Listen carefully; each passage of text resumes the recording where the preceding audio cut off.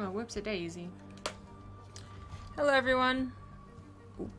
Hey, okay, so yeah, we're back from the ads. Hopefully you guys will give you a second here to like tab over and check, because we said we'd be back around 1. We're a couple minutes late because of stream delay, but on our side it's 1 o'clock, so we're here on time. All right, we got DeMuslim and Lambo in the call with us right now. I guess with the original and initial attempt at smack talk put to the side because Hearthstone is a cheeky bugger, we did want to talk to you guys about what's going on, because this really was kind of out of the blue, and this is something that's actually been going on for a while, but not everyone might know about it. So I was going to let DeMuslim talk a bit more, since he's been involved with, I don't know if you want to call it organizing, or at least playing with several of these up to date. Yeah, definitely. So you can hear me, right? Yes, everyone should be able to. Okay, cool. So there's lots of gamers, especially Europeans, but there's a few Americans as well. We all hang out on Skype, and given that we are all nerds at heart, and we all share the same passion, we obviously talk a lot amongst ourselves. And in this channel, there's roughly like 20-odd people, like all pro gamers that range from anything from like as good as Marine Lord Hearthstone to as bad as Lebo, I guess. But like that's a bit of trash talk 'cause he's on the other team. But like yeah, so there's lots of us, and what we decided to do is all put forth a little bit of money, and then we'll have this winner stays on clan war kind of thing amongst ourselves. And the way that we pick teams, we'll usually pick 2 captains, normally relatively similar in skill.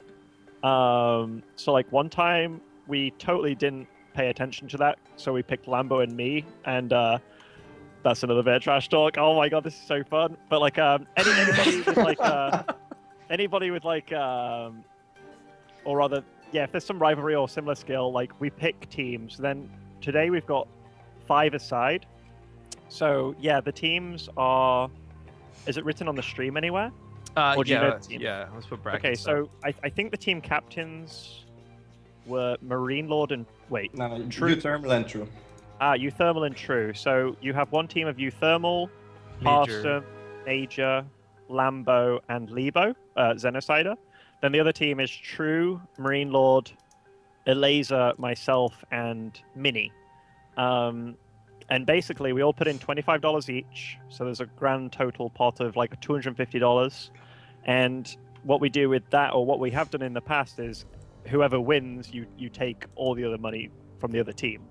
So it's kind of cool. It's a lot of pride on the line. Like it's more about pride more than anything. And I think it's kind of cool that you're willing to put your own bucks in to showcase the skill. It's not just like begging other people for money, which leads us into, I have opened a Match Arena page with Hearthstone for this, guys. Match Arena themselves have been generous to donate $100 through coupon codes towards this. So the players, 5 on each side, all bought in for $25. There's your boom, $250 baseline prize pool.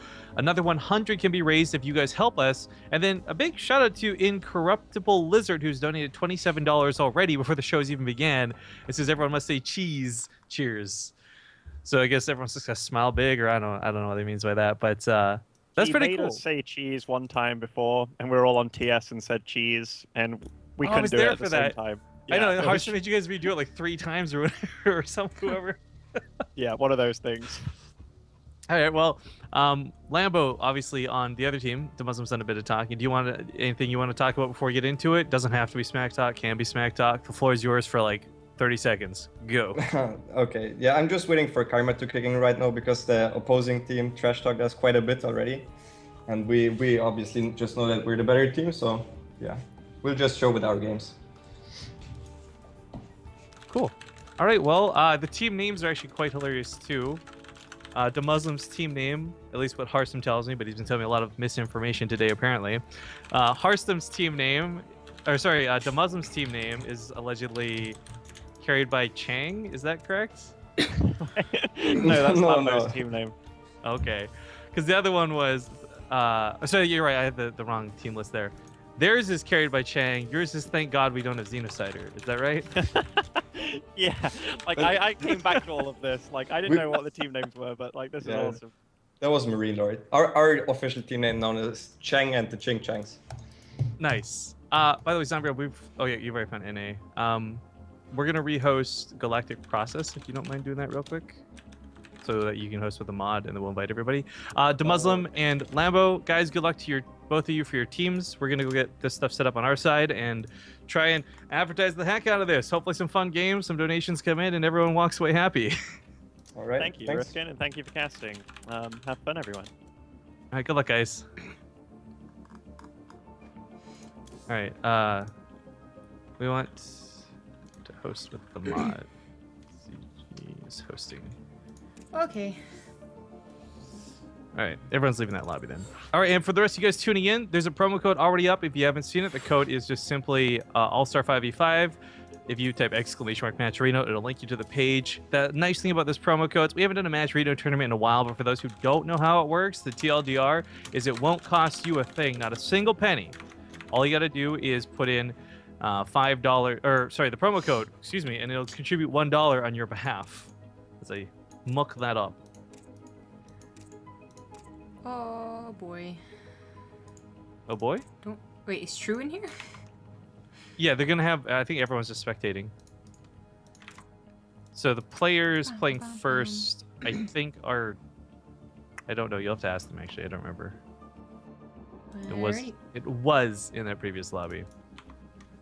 So this will be kind of cool. And of course, one of the big benefits to using Matcherino with BaseTradeTV, guys, they do waive all fees. So normally, if this was just like a random Matcherino event, it would cost a little bit and they wouldn't get 100% of the prize pool. But I can promise and guarantee you that they will get 100% of the prize pool.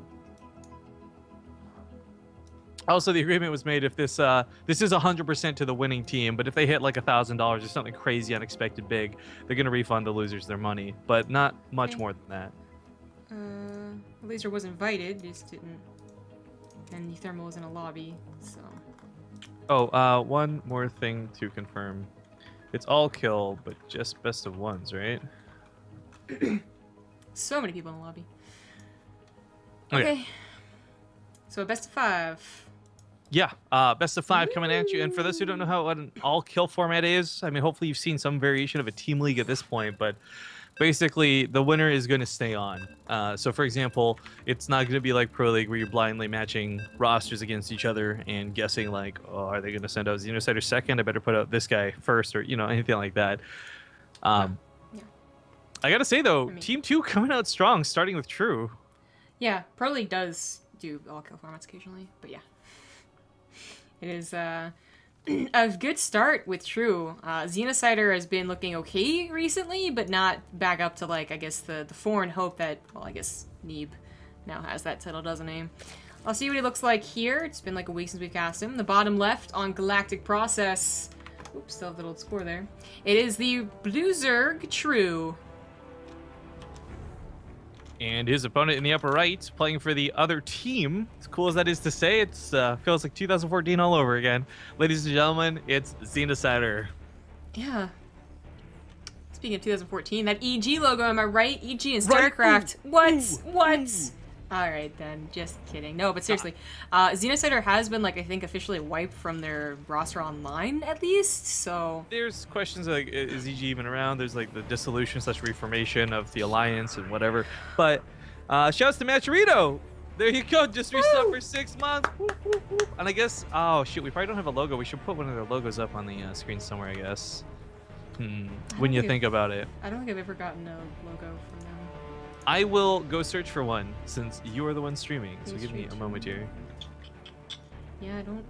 Oh, wait a second. Wait, nope. Actually, you use OBS, right? Yeah. Oh, I'm gonna tell Michael to message you so you can use their little counter ticker thing that I can't use because I use XSplit. Oh, And well, hopefully he can tell you how to set that up. I need to get it from the admin of the Matcherino page, so hopefully Michael would be able to get me that.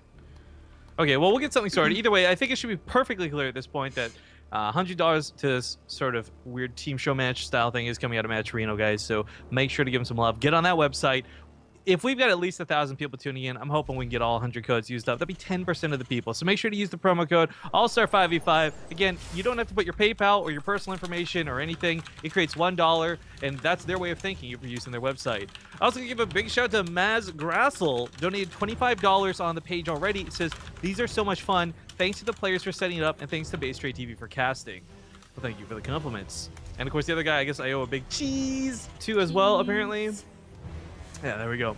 All right, so as far as openings go, though, for this, I'm actually not too worried about the overall matchup. I think True is going to be the scariest dude to have to deal with. Sending him out first is scary, but you guys have to understand there's a lot of strategy actually involved with who goes out first on each team. Xenocider may not be the ace player and the best player on his team, but he gets to feel for who they might send out first. And the other team may have incidentally burned True too early. Sure, he might get a quick victory versus Xenocider, but then they can pick someone to snipe him afterwards. So there's a lot of really cool thought that goes into this, more than just simply coming out to play a best of. Because keep in mind, each of these games is best of 1 with a best of 5 overall score. Mm. You meant the money counter, right? That updates real time? All right, cool. Oops. Not exploit. Apparently you have been able to do this the entire time, but whatever. Well, last time they talked to me about it, it wasn't available for XSplits, so that was a long time ago. Anyways, regardless of that, Xenocider gets some nice scouting with that Reaper, keeps it alive, and heads back home. On his side, though, it's not like his production has waned. I mean, the funny thing is, if we look at the two players dynamically, this is not too different than what we saw out of Clem versus Bly throughout the first 80 billion matches we cast today. But I guess one of the key differences being how the follow-up goes. Because for Clem, we were seeing a lot more tanks and very awkward timings with pushes, which I think Xenocider should be able to hit a lot better. But True's also done something a little bit interesting too, and that's very fast Overlord speed early on. So gonna have lots of scouting to see exactly what Xenocider's up to. Yeah, so you have an Overlord going already over here, and it's gonna be so different than the TVZ we just watched, where first of all it was a little one-sided to Bly's favor, but also Bly's a very different Zerg. True does have his own style as well, but not nearly as different in the early game, so there's no 2-base layer, and that's something that I have to kind of remember. We're not casting Bly. So it is going to be more about right. the defense of the Zerg player and Xenocider trying to get something done. Now, I mentioned that Xenocider has been back for a while, and he's playing a lot, right? He's GM and whatnot, but he's not like that, oh my god, almost foreign hope that was getting deep in like WCSNA. And I would put True, of course, having just won Montreal, pretty high up there. So Xenocider would have to really prove a lot to impress me. Yeah, well, just again, reaffirming the fact that True's not in Korea makes a pretty big deal for these matches as well. This isn't something where he lives in North America temporarily and goes back home like some other Koreans have. He's actually straight up in America. And in fact, I think there's like that tweet made this morning by the Sidestorm Gaming manager owner, I can't remember his name, KJ Freedom. Yep. Where True was seen sitting next to him at the computer. Yeah. Also, $22 coming in from I Would Prefer Not to the prize pool. It says, thanks for doing what you do, BTTV. Well, thank you guys for helping make the prize pool awesome and great for the players. It's a best of 5, so it will be relatively short. We really got to sell out as much as we can in the interim, though, guys. So again, make sure to get on that page and use the free promo code. Donate $1 to the players. And remember, because they're working with BaseTradeTV, our deal with Matcherino is they get 100% of the money. Ooh, now Xenocider gets caught by these slings in a little bit of an awkward spot, manages to sneak out, but I think he's got to pick up and get out of there. That one of mine, not going to get too many kills. Better than the one, got like 4. Yep. Good job, buddy. Alright, so the updater ticker thing is on the page, so we can see your donations in real time now, which is pretty cool. And now I can kind of focus on this game. So, I mean, it's been a pretty standard game, aside from the Bly Clem series. This is pretty standard. But Xenocider not being able to do too much here just forces True to stop making drones for a little bit, but True now, having pushed that back, should be droning as much as he wants. Lair is not exactly super early, but again, this is in comparison to Bly, basically, and I think this is okay. His upgrades are already done, though, so it's like, this does feel kind of late. You know, it's not that he needs a Spire, that he's even going to get a Spire, and even Infestation Pit, because the thing about True, I said he has his own style, right? It's very Ling-based, but I still would expect him to have good upgrades on them, whereas now, they're actually going to time up with Xenociders. They go for double Engineering Bay and a third CC. Pushing to clear up creep at the same time as he might lose his third, though. Oh, no! Oh my god, no. Look how close that is! He has to cancel geez. it. That feels bad. He was Jeez. bringing the SCVs, he was bringing the Marines, he really wanted to hold on to that base, but that gets shut down way too hard. And True, by the way, not taking that much damage on the other side of the map. There's some awkward Marines that were cleaning up creep, but just kind of have to stop because the medevacs left them alone. Yeah. They rushed back home in a panic and left so many Marines abandoned. Poor guys. That I Stim don't was know if like, what's going on? Unfortunately, it looks like not going to be the case. He's trying to make up for that last time, too. The rocks being torn down were devastating. I mean, there's so many times, too, where we talk about this, right? Protoss are the only ones who see that coming because of the mothership core. No other race ever sees those rocks coming. Yeah, exactly. It's like the only chance. No one ever puts a pylon down or a supply depot over there, and that's... If Xenocider had rallied and in the mineral line, he probably saves that, but you think the rocks aren't going to be broken down, especially if you're providing enough aggression, which unfortunately Xenocider was not, so... This puts him in a very terrible position for sure. True isn't exactly, running along with the supply right now, but it's just that he has such a solid defense here that these next 2 minutes, where Xenocider is really supposed to be reaping the rewards of third base, he's just finishing it, whereas True is starting to reap the rewards of a fourth and 73 drones. Look at that income difference. Oh, jeez. I mean, it's like 1,300 minerals up, and I mean, 3,300 is impressive just in and of itself, much less what he's beating Xenocider with, but focus fire from Xenocider's not bad. These Banelings don't have speeds, they're pretty quick to go down as he pushes up this ramp. He's got to be careful, though, because this is still fighting on creep. Yeah. It's always that funny decision I see Zergs make, which is like, they can have Lings to try and surround the Marines, or they can just make a crap ton of Banelings, and just, you can't focus fire down after a certain amount. But now he has both a lot of Lings and a lot of Banelings, and Xenocider, as fancy as his footwork is, probably still won't make up for this very late third. He does have it finally saturated, getting gases as well. He really does not have a lot of factory units, or any factory units at all right here. Just 2 Widow Mines, and that's it. A couple of Liberators as well. Not going to help out too much versus Ling Baneling, but will provide a little bit of a, obviously a circle, a siege point. Upgrades about to finish for True. He would want to wait for that, and he is diving towards that hive. Drops in the third base and a Ling backstab or counterattack. Okay, it's going to go straight to the third base of Xenocider. I was going to say, because he's got the Widow Mines to cover his back, but they come back, they're going to run through the Widow Mines in the middle of the map, and those Lings get demolished! Oh, God. Oh, jeez, Huge hits on both the Widow Mines! And he's not clearing up this third base. No, one Widow Mine has 19 kills! Jeez. Oh, man, he definitely should have gone for the counterattack, but I guess he tried to F2 back to clean up this. He still has enough Banelings on the front to make sure that his fourth doesn't die, but his third, well, a lot of drones didn't go down, a lot of mining was lost, and it got pretty messy. This was great out of Xenocider, by the way, who up to this point really didn't look like he had a foothold in this game. Got panicked, that third base screwed him up. Now he's up 30 army supply. His upgrades are even, but he is unfortunately fighting against Hive Tech now. So Ultralisk Cavern starts up, and he's only had to deal with Lings and Banes up to this point. That's going to change here soon. I would like to also give a big shout out to Partoof, who just contributed $20 to the prize pool, as well as All W, who threw in $5. He also resubbed. Oh, sub hype! Yeah! Alright, so I was going to say that while that one Widow Mine got a nice hit, he still has a lack of Widow Mines. That if True had those 20 plus, what was it, like 40 Lings, something like that, he would be kind of overwhelming right now. There's no medevacs to heal the units. Again, there's no splash, so he could come back from a backstab. It really was just that one combination Widow Mine hit plus third base attack that led to True being even in like a, not even like necessarily a super bad position, but in a scared position. He should probably be like spreading creep on the middle of the map by now. Everything had gone swimmingly for him. But Xenocider is getting a lot more barracks. Does he have a fourth base? No, not on the way. So this really is getting kind of all in for him. And True is close to Ultralisk. I mean, the supply count still remains pretty nice. And Ultralisk, as good and scary as they are, if they don't have a proper amount of support around them, they're actually no good. You can kite an Ultralisk if it's only an Ultralisk. But that's the thing for what Xenocider has been doing. He's been whittling away at the Lings and the Banelings, and while it's not dangerous yet, it might get to a point where the Ultras don't have that proper support. But a big counterattack, that was never repaired up, and this is +3 weapons, such an important upgrade against heavily armored units. Xenocider's got no defense, no idea this is coming. His natural base is certainly going to die immediately after. Is he not going to... He should grab that engineer bay with the Lings at least. Yeah, he does try to push forward here, pushing into a couple more Banelings, however. Is he gonna grab that?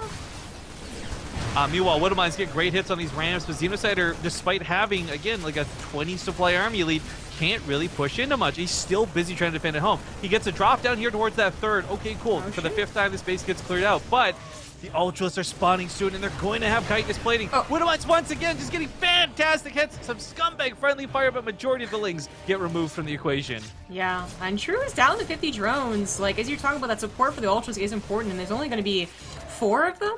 Hopefully they do pop out to help each other, but the Marauder... Oh, that Marauder just soaked up so many Banelings. Way to go, buddy. Now down to 41 drones, the Natural was attacked in here. The Ultras, they have plating. They have 3-3, and Xenocider really shouldn't have 3. So throwing it out there. That is a pretty big deal, but it also may not actually have too much effect. You got to consider, majority of what Xenocider has is Marines. He had not been producing Marauders until just now, so while there's a couple Liberators and Widowmines set up, he's not really able to kite Ultras at all, not with Marines.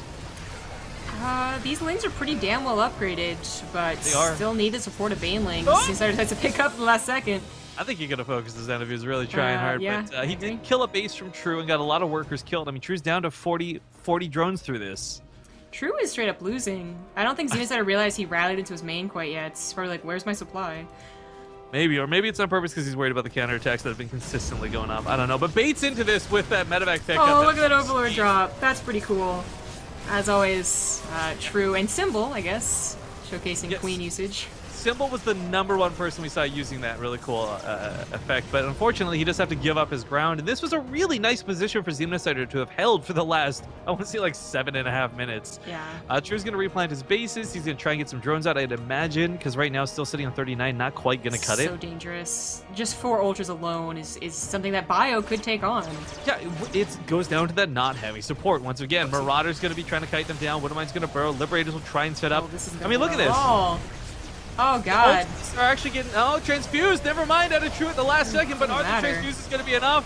It kind of takes out more Marines than I think he meant to lose. Counterattack on the other side of the map that looks great as he drops into True's newest, freshest mining base. The Ultralist does go down, and True can't actually afford to replace more than 2 of these Ultralists. That was so dangerous of him. I realized... His gas! His gas! Look, his gases are just not mining like anywhere. His natural base isn't properly saturated. The players are just absolutely enamored with what's happening right now. So, yeah, I mean, True, I think what he was hoping was that was all the army and that he could counterattack and win with Ultras, when really his better plan, had he known how much army was left over, would have just been to try and defense, like, you know, turtle up and get more bases, but he has lost this game. Is he the Changarang? Because the game started with him missing and then he came back after? I was thinking more like Bangerang, Rufio. Oh, I was thinking Boomerang, but okay, either way, it doesn't matter because Xenocider is about to beat like one of the best players there are. Xenocider's like, when's the last fucking time we heard of Xenocider, right? Like, this is cool to see. I am more impressed with the kill on the 3rd base leading to this. Xenocider had a chance to showcase that he's been, you know, he's back up to a really good skill, and I would have believed it. But he lost the 3rd base. Like, once it was like 90% done. That's just not supposed to be something that you recover from. But True, I think, also making a couple mistakes. Like, that lair felt late. I feel like you should have had better upgrades for longer. Certainly the Ling attacks that ran past Widowmines over here were quite bad and really screwed up his plan. I mean, the way True plays does feel very like, if you're a master of your craft, it'll work, and if you mess up once, it'll be terrible. Because it is Ling based, and Lings just aren't very... You know, they're not hefty. They can't take a hit. True never cleaned up that Widow Mine. So that one Widow Mine just killed all the drones that transferred over. What little there were, of course. But oh my gosh, I love though. You brought it through a symbol. I really want to emphasize it again here. Watching those queens get shuffled around the map. It's not necessarily about having the transfuses, but it is also about chasing down the medevacs and getting around the liberators. So it's just all around really cool to see this Overlord here, which is a low priority target. As we see, he's not even targeting it now. Doesn't think about it. It doesn't look threatening. So cool. Drop's gonna kill the Baneling Nest now. This is too much. If this is a base race, True doesn't win it because Xenocider lifts up and wins. So ultimately, I think Xenocider has won this game. Yeah, absolutely. Would I almost kill all the overseers? That would have been really the army nasty. Supply. Bad decaf, by the way, throwing in a $12 donation. Very nice, sir. Thank you. Ooh. Things look a little bit complicated, but they're really not. It's not even on top of the production in the main base, not even really on top of the production in the 3rd base. And True realizes it's GG. Wow. GG. Xenocider's team takes the first victory in this all-kill format. Now, this is huge because, like I said at the start of the game, that felt more like they were putting Xenocider out to get some feelers for who will get sent out on the other team. Seeing True, I'm sure they immediately started planning, like, who's going to snipe True? But no, Xenocider takes the victory, and True's now out. Wow. Of course, exclamation mark brackets will let you guys know who's on each team. I updated it all there. So the remaining players on that side, because True's their team captain as well. You've got a Laser, Marine Lord, Mini Razor, and a Muslim. So 2 Zergs, 2 Terran. I guess we'll wait for their choice, because it is that all-kill formats. You got a couple of Zergs and a couple of, I guess, Terrans. So we'll take this time to go on break because they'll need a moment to talk amongst themselves. But before we do, once again, guys, make sure to check out the Match Arena page. Type exclamation mark Match Arena in chat to get the link. The promo code is huge. It'll save you $1. Hearthstone actually wants to join the call, I guess, to talk about that. So let's get this guy in here. One sec. All right. So he can relay his excitement for his teammate, I guess, winning that game. I love the Changarang comment though. That's probably my favorite. But okay, pick up the call, dummy. Pick up. Skype is loading. Okay, might be having some issues. All right, here's what we'll do, guys. We'll go to the break now. We'll get out of the way. It's just 2 minutes. When we get back, hopefully Hearthstone will be here to give us and share some words. Welcome back. Unfortunately, the BM won't be going down here. Yeah, Hearthstone with like huge caps lock messages me like, I want to get on call, I want to get on stream, talk about that game, but unfortunately, I guess it's not working. I would like to exclaim how funny this lobby looks, by the way. All of these players were just Masters League on North America, not caring to maintain Grandmaster. Come over to Europe, everybody is GM. Okay, they both say go. So I guess you thermal's not joining here. And we shall go. It's gonna be on Frozen Temple.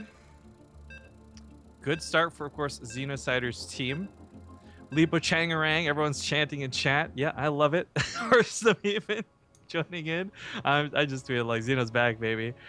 I like Xenocider. We had him for that Irish chef thing we tried a while ago. Before he went on his big break, he was really my favorite North American Terran. I know there's still good players like Major and others, but I love Xenocider. So kind of cool to see. But now we go to a TBT. Changes the matchup quite a bit. And in the bottom right side of the map, we've got the blue Terran player. It's going to be none other than the former EG, the Muslim. Like ex-teammates going at it here. In the top left, as the red Terran, America, he's Xenocider. I love all these flexes and chat coming out of the players. America. Okay. So again, the reminder is that this is like a 5v5 All-Stars match. Each of the players bought into this with a $25 buy-in, creating a base prize pool of $250. Thanks to your guys' help, we've raised it up to 414 so far, getting very close to having doubled it. There's a lot of codes available for use still. If you don't know how Match Arena works or you're unfamiliar with it, let me just tell you the baselines. By going to the website and logging in with your Twitch account, it doesn't actually give them access to your Twitch account. They can't post things or get any information from it. It's just a login for the sake of logging in so you don't have to sign up on their site. Same thing like when you log in with Facebook elsewhere. But more importantly, if you donate $1 by using the code AllStar5v5, it won't cost you guys a single cent. You don't have to give your credit card information. You don't even put your PayPal. They donate the dollar for you. That's their way of saying thank you for using our website. So please, please, please get on it. Take advantage of this awesome deal while you can, and let's get this prize pool as big as possible. Because the other cool thing about this is I hope this would incentivize this to be more televised, as the Muslim had said at the start of the stream. They do this kind of semi-frequently. Usually not as many people see it or hear about it, but it would certainly be cool. I don't know about you guys, especially after that first game. I want to see more of this. What is you doing? She was just like cheering for the SCV. I guess. Like, I don't... Yeah, I guess that's what he's doing. Excuse me. So, thank you to Ulian for the 9-month resubs. Love you guys. Love you too. No, I don't. I hate you, Baka. I just really like you. I can't say that it's love. I like you as a friend, but I don't know. Yeah. Thank you. Anyway, so not similar builds, actually. The Muslim did go for a faster factory into a command center, which looks very odd. Usually it is, Rax, Command Center, or Starport, and then much later Command Center, but it complicates matters, as he is still building his Command Center. His SCV was under fire pretty quickly. I guess Xenocider's still building his, but nothing over there to punish it. And Xenocider, well, I might be slower on the Starports, only by so much. He's much faster on the Command Center, though. So they're delaying it. We'll see if it actually comes together to mean anything, though. Like, these number differences, these 30-second differences on buildings oftentimes get, just thrown out the window because, well, one person gets a good tank shot, the other person kills a Hellion, and then the other one doesn't die to a Hellion, something like that. So, I like that True is apparently learning Terran or something. I would have to argue True's got to know Terran pretty well. Not in a TBT. I mean, right, exactly. That's what I was going to get into. Like, to learn the other matchup version of it is really impressive to me. We've cast with a couple of different pro gamers that really do not know. Pro game. We're not going to name and call them out here, but like we have pro gamers who make top end of WCS don't know jack shit about the other races. It's embarrassing. Anyway, so this is what I was kind of talking about, like the number differences here and there. That's all going to be come up to like what happens when the battles go down. Now, Xenocider should be able to get these Hellion. Yeah, he got the Hellion. And Grenade has to be used for Demuslim to back off, but again, nothing really said either way. Xenocider with a 3 SCV lead. Demuslim getting a Banshee. Xenocider going pretty defensive with his build. Not like super defensive, doesn't have a Cyclone or anything like that, but does have a Raven and a 3rd CC on the way. Whereas Demuslim is kind of going, oh man, I don't know about this. He might be worried Xenocider's also going for a Banshee, as he's getting a Cyclone, which will feel very useless if it doesn't have anything to defend it against, like a medevac or anything. Shit. True! True! True. Out. Everyone's out. Why's he calling him Guru? Rude! Anyway. Right, yeah, the Cyclone might feel a little bit useless. But maybe. We'll see. What is he gonna do? I feel like a Cyclone is never like a bad investment, though. Like, to go for one. You see people like Bunny would do like a lot of 2 Cyclone builds. I would call those useless. I don't think one's ever that bad, though. Well, Xenocider certainly will want one. He wants to clear up the Banshee to help with the Raven, so that's exactly what happens. He gets the Banshee, and now the Muslim, he sends another Banshee out because unfortunately, he made one, but can he use the Cyclone? I don't know why this just reminded me, but I totally forgot. Let's not forget that the Muslim's team name is Thank God We Don't Have Xenocider. Yeah. And I'm wondering if True may have been responsible for that name and then have that happen in game 1 because of karma. Maybe. Xenocider's going for double Vikings here, so they're going to get that Viking control, has a much faster 3rd command center, is falling behind on that stim. There he starts it now. This Banshee really shouldn't be doing much, and Xenocider will keep the economic lead as well as the army lead now, especially as the Banshee goes down. 2 Banshees that got pretty much nothing for their value. This is a great start for Xenocider, but yeah. I mean, it's TVT. It's kind of it's hard to capitalize off. I mean, you look what the Muslim has, and it should be capable of stopping a small push like this. Let's not forget the Raven burned its auto turrets. It doesn't have a lot of energy. It's got like maybe 1 in it. Yeah, I was gonna say it could throw down an auto turret, but without more support, which is now coming in, he can't break the ramp. He might try and scan, and say like, oh, actually, I can take that on. The Cyclone can only help so much with 1 unit. Spooky. I like that spread of units to minimize tank fire, but no, he's gonna save it. No, he's gonna go for it. No, he's gonna save it. Oh. Okay, roller coaster. This ends up getting a little bit scary now because I think Xenocider might have enough to break this. Scan again. TVT, he's like, I can take this. Yeah, TVT is really decided by like these gigantic battles and a lot more in these small scale situations. Tanks are unsieged on both sides, very much on purpose, mobility, and the damage not being too bad. But the Cyclone gets the lock on. It looks like Xenocider will be driven back. Yeah. Xenocider got a lock on the Muslim's tank too because it has such low health and ended up dying shortly after. But he already had a much faster 3rd. Oh, he gets the tank killed the auto turret. That's pretty sweet. Oh, and he broke the lock on, but is not going to break it again. Oh, it's going to go down. Oh. Marine, do your work. Do your best. Can. Vikings could land. I want to point out, Cyclones are so weak. Look at that. I know, right? Like, that Marine almost took it on. Please land the Viking. Land the Vikings. He's going to lose the Vikings for free. He's gonna lose it. Feels bad, man. Feels really bad, man. Xenocider started to fall apart. Like, okay, I want to point out this game just got equalized in some ways, but Xenocider's still ahead. He's got his 3rd base down. He's got a lot of SCVs, and this isn't going to be Marine tank versus Marine tank, not mech or something really weird. Shout out to the Brexit reference, by the way, in chat. That was kind of clever. Oh god. These guys have been doing it for a while, so there might be some serious history and, like, you know, grudge matches that could have happened. I don't know if, you know, the Muslim versus Lambo is one of those things, but not gonna happen here. The Muslim just fell way far behind, and he was already behind. He already was behind on command center timings, and he was losing out with the Banshees that didn't do anything, and then he lost, like, 10 SCVs? 11 SCVs. So Xenocider, while he doesn't have a huge army supply lead yet, and in fact he's behind on upgrades, it should be a case of his production just gets skyrocketed in the next minute as his third is already landed and fully saturated. By the way, big love to all the people who cash in that code while we're speaking. Now up to $451 for that prize pool. Whoop, whoop. I mean, I know the goal says 1,000. I told him that we should price it at 500, but, you know, shoot for the stars and all that. If we get 500, I think that'd be great. Doubles the initial prize pool and everyone would be awesome. And we still have plenty of codes left, guys, so make sure to check them out. Please, please, pretty please. Especially if you enjoy the games. But so far, DeMuslim was able to take a couple of decent fights. We'll see if he can take another one. It's going to be a lot more difficult with those Vikings zoning out everything in the sky, however. Yeah, when I saw Xenocider going for double Viking, I was already a little bit scared. Having a weakness to that myself doesn't mean like pro gamers do, but it does seem to be like, if in the proper hands, tank and Vikings with nothing else, no Marines, no Cyclone, can do so much work. Obviously you need medevacs to escort them around, but that's exactly what's happening here. You know, he has to be very careful. He's going to lose a Viking or two, but he already has taken him out of position, so maybe the front attack could have gone in. That tank shot was actually pretty sweet. It still has opportunity, though, and it is going to run in. It does have stim and combat shields. It's By the going to pair way, up all of his army. Shoutouts to the Cyclone to Muslim. 6 kills on it. Right? Questioning whether it'd be worth it or not. useless. That's the thing, like, in the right hands, I feel like that's going to be great. But under the mineral lines, those Marines go at 12 SCVs go down. That number's not done yet. 16. Focuses on the command center, brings the SCVs back because they have to repair it. Xenocider going a little bit YOLO for this. He's not going to try and fall back. Okay, picks up to run away. Marines almost pick off that medevac, but he will get out of there alive. 18 workers killed and almost the command center. Yep. A little of almost 30.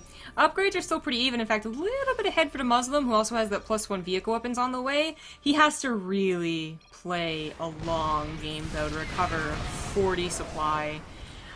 It would have to go on for like 6 more minutes, I think. Don't see the Muslim doing any drops either to even stall out this 4th base that's on the way. Oof.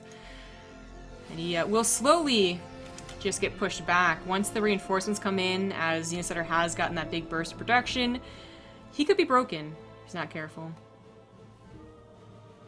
True trying to, I guess, back up his ally here mentally.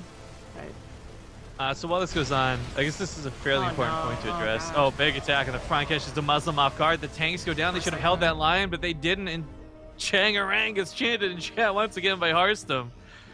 This is a match that all of these players came together to make, guys. This was not something where an organizer invited them. This was them being friends saying, we play games every week, let's get it streamed for once. So there's some people in chat who are upset about like the smack talk in chat, but it's all friendly. Make no mistake. Yeah, absolutely. So you see the chat going on too, says like a 2-2 time and go, go, go. 2 has finished for the Muslim, but he needed an army supply to really use it. And he still takes a good fight with it though. This decent. This is a good pushback. But Xenocider's on a 4th. He's been up a base this entire game. He's had worker leads all over the place. That's what's given the money to throw this around. And just looking at the actual supply counts for 1 second really tells you, like, okay, DeMuslim, you take a couple good fights. Can you take another? Because there's a big order ahead. If he had 2-2 ahead of Xenocider for 3 fights, 2.5 fights, whatever, alright, I can kind of get on board with the upgrade lead, but it was a lead for a second, 1 fight where you're still down by 20 army supply, and it's not going to be enough.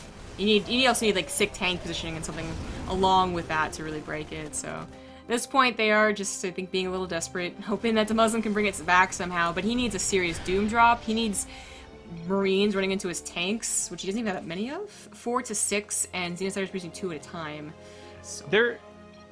So yeah, as you probably know, the players are talking about upgrades a lot right now, and it needs to be stated, as I always do, upgrades are huge when it's Marine tank versus Marine tank. Just the dynamic of 3-3 Marines versus 2-2 Marines, Xenocider's not going to stand a chance unless he gets free tank shots before a fight even begins. Funny that the Muslim finally finds some perfect saturation on 45 workers, 2.5 bases. Did actually kind of dip back a little for like a second in the income. It takes mining out. Probably as Xenocider transferred, I'm gonna guess is what happened. Oh god. That graph is so red. I didn't like. I knew Xenocider was ahead, but Jesus. Yeah, and in that regard, I mean, keep in mind, Muslim's been taking good fights. The resources lost is in favor for him by 2,000, and that's something to do for Xenocider trying to end the game and also miscalculating one or two things. But as long as he doesn't lose a fight where he's down like 50 supply, Xenocider should always be able to recover. Whereas the Muslim, that same thing could be said. This drop is scouted. And there are 2 missile turrets, so probably not worth to target that natural anymore. But to keep the Muslim off of a 4th base, still worth. Vikings were remade. So it's a Viking war here. One that should go in favor of... Well, actually the Marines got an arm, never mind. Initially in favor of Xenocider. The medevacs ended up boosting in.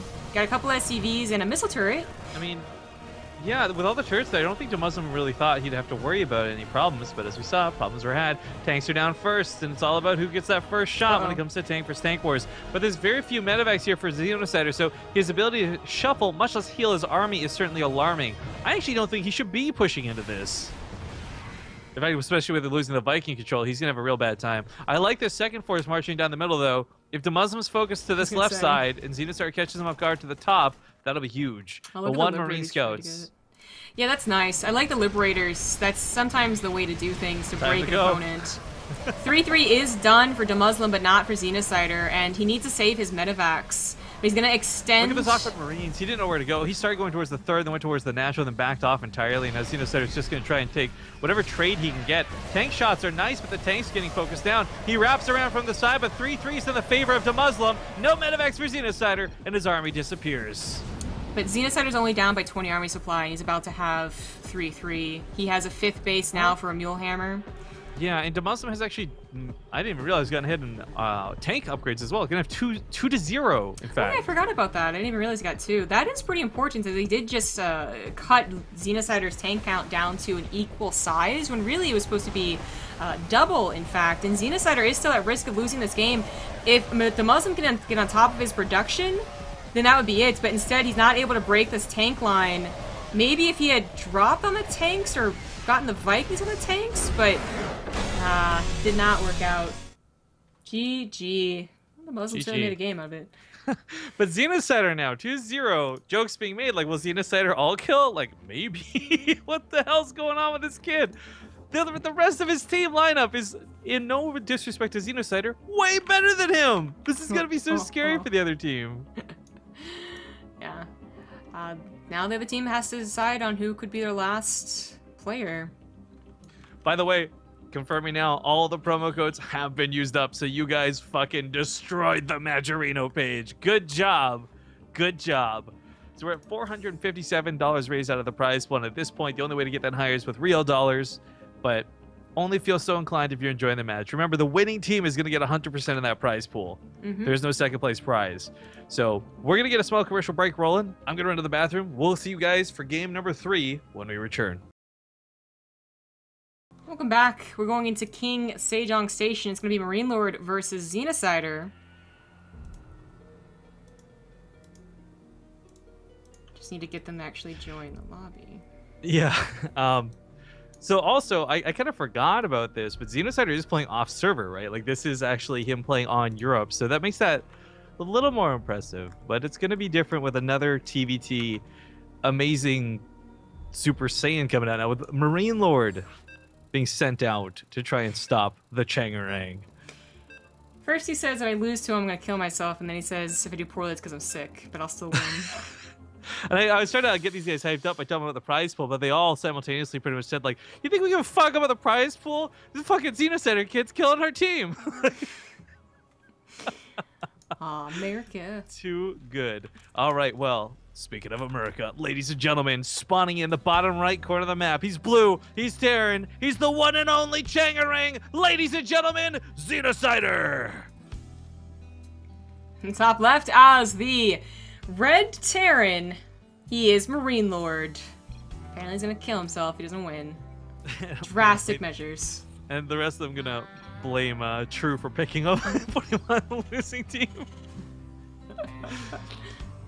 Alright, shout out to my great team, says Marine Lord. I'm pretty sure there's some snark there for it, but alright, let's let's hypothesize for a moment. Yeah, thank God we don't have Xenosider, best team name. Let's hypothesize for a moment. Like, who else is after it? Like, let's assume Marine Lord loses, which is crazy. I think Marine Lord should win this, without a doubt. But let's assume for a second he loses. That leaves only a Laser and Mini Razor.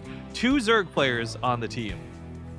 And a Laser might give him a reference. I'm not about Mini Razor, but the fact that he already beat True. True's like the best Zerg on that team, in my opinion. On his team. Well, I also forgot, it's been a while, but I used to call Xenosider the Marine Lord of Europe or North America, and vice versa. Marine Lord was the Xenosider of Europe, because they're both just the cockiest, shit-talkingest kids. Like, if we wanted to have 2 players from either team come on and smack talk, these would be the 2 to get. Apparently. Well, smack talking your own ally is usually not the way to go. Yeah, but he already lost, so you're like, fuck him. He did nothing for us. We don't have any cheese here. King Sejong would have been a hard map to, you know, convincingly go for 2-Rax or 3-Rax Reaper anyway. So, Command Center versus Command Center. Seems there's a little late because he tangled with the SEV first. Not too much of a difference. Some interesting questions in the chat. All good saying, how were the teams chosen? So if you missed the start of this where we had Muslim coming on to talk about it, it was that I think Xenosider and Euthermal for one team was captain and True was the other, and they basically did like a schoolyard pick, line them up against the wall. I'll take you, I'll take you, I'll take you, that sort of thing. Also, big shoutouts have to go to Woofa, $30 donation. Says thanks for this. Cool. That brings that prize pool now $13 shy of doubling its initial input. I'm sure the players will be very happy about this. Oh, this is much better for Xenosider. You get the SCV, and there's no wall off. He's gonna get. Oh no, the Marines hadn't started. Oh no, Marine Lord is mismacking. This is bad. Oh, this is really bad. I mean, a Laser's just like, yes, he knows what's going on. Even as a Zerg, he realized how bad this is. SCV is getting pulled off the line for this. Not even really helping. He's trying to stop the command center from finishing. He buys so much time on this. It's ridiculous. What's funny is that Marine Lord got more SCV kills and is gonna get the command center denial too. So, like, actually, I think Marine Lord got the better end of this just slightly. His Reaper does die. I guess Xenosider didn't. I don't know. So it is such a minor amount of SCVs, and we've talked about this many times, where like I think a difference of 3 SCVs like this won't have a major outcome of the game, or bearing on the outcome of the game. He did get the better end of it though, because it wasn't just the SCVs. He got the faster orbital command. I think he decreased the time between his start finishing and his opponents, because he also got the factory delayed. I mean, it's all very, very tiny. It's not going to be like, well, clearly he's dead now, but it's like if Xenosider continues taking small trades like that in his own eagerness to try and kill SCVs, that could go badly. And I really do wonder why he brought the Reaper home. Helen's about to pop out, Marines are about to, you know, take care of it. He could have gotten at least a couple of grenades, 1 or 2, literally a couple, into the SCV line and disrupted a little bit of mining, but... You know, I brought it up before. I gotta bring it up again because it may have had a little bit to do with that, but this is Xenosider playing off server. He may not have been super confident in trying to micro through latency and on 2 locations like that at once. It's true. I've seen started going for a Cyclone first. See if Marine Lord adds that on after his medevac pops out. This is a bit odd. I mean, there's so many Hellions at Marine Lord's front door. He should be okay to stop Xenosider no matter where he goes at the medevac. Oh, for sure. But there's a move out now, and Xenosider's actually going to see this. Oh, so the Hellions could go across the map, and the Marines could come back, I think, or vice versa. Yeah, vice versa works too. Hellions will definitely clean this up. Marines, I guess, would have been a little trickier because of unload first. Does he know there's a Widow Mine there, though? That kind of happened while he wasn't looking. He definitely got killed by it, so hopefully he does. Oh, maybe not. Other side of the map, the Cyclone and the Viking will deal with the drop, so Marine Lord will not get much lose time. The medevac. That's pretty big, whereas Xenosider's going to keep his medevac alive. Please, please. A couple of SCVs could go down. It might be worth, I was going to say, leaving the Marines and targeting the Vikings, trying to get the medevac out, but unfortunately he's going to lose both by doing that. Oh well. True. I guess we don't normally have observer chat going on like this, so it's a fair question in chat. Just to clarify for anyone watching that doesn't know, players cannot see the observer chat. So for them, they don't see the we'll call it discussion, air quotes, that go on during the game. I didn't give anyone referee except me. Well, I think even I then, knew they do this. I think if players were somehow, you couldn't be branded as a referee as a player, but even if you could, you probably still wouldn't be able to see chat. Like, No. I didn't give any of the players that are talking referee because it automatically goes to all instead of accidentally observer. put it on. Yeah, okay, I see what you mean. Yeah, like accidentally typing, wow, it's a good thing he killed 20 SCVs. Oh, 20 SCVs? Something like that. Anyway, so actually the bunker in a TVT is kind of not standard. I think Xenosider realized he was in a difficult position after losing those Marines. So, and he'd be right, like he is down almost 15 army supply, which doesn't sound like a lot and technically isn't because there's, the rally between bases and whatnot. You're going to be a lot more safe with a bunker, and you can salvage it, so it is a safety measure here. It would have helped out against the Hellions a little bit. He's also very well aware that he's given up a lot of presence on the map. I mean, Marine Lord did too, but it's Xenosider that's playing, safer because I think the Hellions are giving him a scare. So he doesn't know if this is going to be abused or not. And his third base is going on location. It's done, which is good news, whereas Marine Lord's is going on location. I messed that up, but isn't done. Who's the barcode, by the way? I thought that was true. Except true is... no, it's not euthermal either. Try process of elimination. Mini Razor. No, Mini Razor's on a name. He says he's Terran too. There's the Muslim, there's euthermal, there's the guys we have in here. Hang on, we can do the brackets command. Oh, is it Major? I think it's Major, yeah, because Major's the only one I accounted for. Okay, so he says that I think Xenosider's in a good position, which is interesting. Nice, I agree. Nice sleuthing, by the way. Yeah, thank you. Now, are you Nancy Drew or the Hardy Boys? I honestly never read/watched any of those things, so I have no idea. Anyway, I wonder why he thinks he's in a good position. He's down in workers, he was later to the command center, and he's also down in army. He doesn't even have the Viking control, which I would have given a lot of credit to. So I do wonder why Major thought he was in a good position. Unless he's trying to psych out True. The thing is, he's not in a bad position either, it's less of a position, okay? They're gonna have equal upgrades if he's a little far behind on every single one. It's adjacent of a position. Yeah, a parallel move or whatever. No, it's like, what do they call those things in business? Sideways promotion? I forget. Oh, a lateral movement. Yeah. Is that what they call a lateral movement? I don't know, isn't that what it is in rugby? Sports! Am I right? It's a lateral pass, broski. Alright, well, if I were to poop sideways, it'd be a lateral movement. Anyways, the upgrades for Xenosider are not heavily outweighing that of Marine Lord. We're not seeing really sick timings like we saw in the last game, so they're both going to have 1-1 by the next engagement. We'll see if anyone can jump ahead on that 2-2, though, because as you even saw the pros commenting on, the upgrades are a pretty big deal. Marine Lord should be jumping ahead, as the armory's late for Xenosider, but he's not getting to it, and he's not enough gas either. So Xenosider might just get on top of that first. Nope, not quite. It's going to be very close, though. I was looking at the Viking control, so initially I said that Xenosider did not have it. He still, I mean, it's still so close, I don't think it would last very long, but he does have 6 Vikings and a Raven to 5 Vikings. And that can never be underestimated. That's certainly going to stop Marine Lord from being able to abuse this position, and if he tries, he will just fail, pretty sure. But it also comes down to, like, the fights, getting those last couple of medevac shots. If Xenosider feels confident enough to push out here, he'll have the position to abuse. It can be a big deal, but as the game goes on later and later, as your armies get maxed out, I think it becomes less of a big deal. It is more just like, can you get the Marine concave? Can you get the tank drops? Unless you're in a stalemate, and then Vikings are great. But Marine's going every which way for everyone. Gotta have that vision. It is, Xenosider, again, has been playing a little more defensive and careful, so he is finally wanting to get some presence out in the map. Marine Lord has really kind of run away with this, so I think a bit faster on those upgrades. Yeah, like 10 seconds faster. Faster 4th base. Equal on the 2nd factory, though, so he might not even be able to use this 4th base, which is always tricky. And thank you for the resub, Amazonix, 6 months, sup ZG. And then, I don't know nothing. What's up with you? Oh dear, oh my god, Xenosider doesn't have siege tanks. He is gonna lose the game. Well, mean, it was a good run while it lasted. No, there we go. I guess he's a little bit late to the party. We'll see if the that's... Vikings. This was his move, man. This is gonna get him into a good position. Instead, well, he tried to get... I mean, he did take all the map. No, he didn't take the Zanaga. I don't know why he did that, but he has a drop in the main base, killing a lot of SCVs. Now Marine Lord realizes he just killed a good chunk of army. He's gonna try and counterattack, but almost 20 SCVs went down.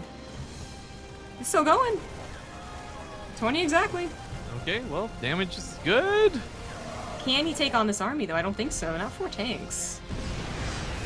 Base trade? But it's like tanks versus Marines and tanks. So, no, the tanks aren't going to be worth. How weird. No repair in the command center. That's going to go down. The tanks are cleaned up by a handful of Marines, and that's it. All right, Marine Lord will dethrone the king and finally put a point on the board for his team. All right, now it's the other team's choice here, and they do have a lot of good choices.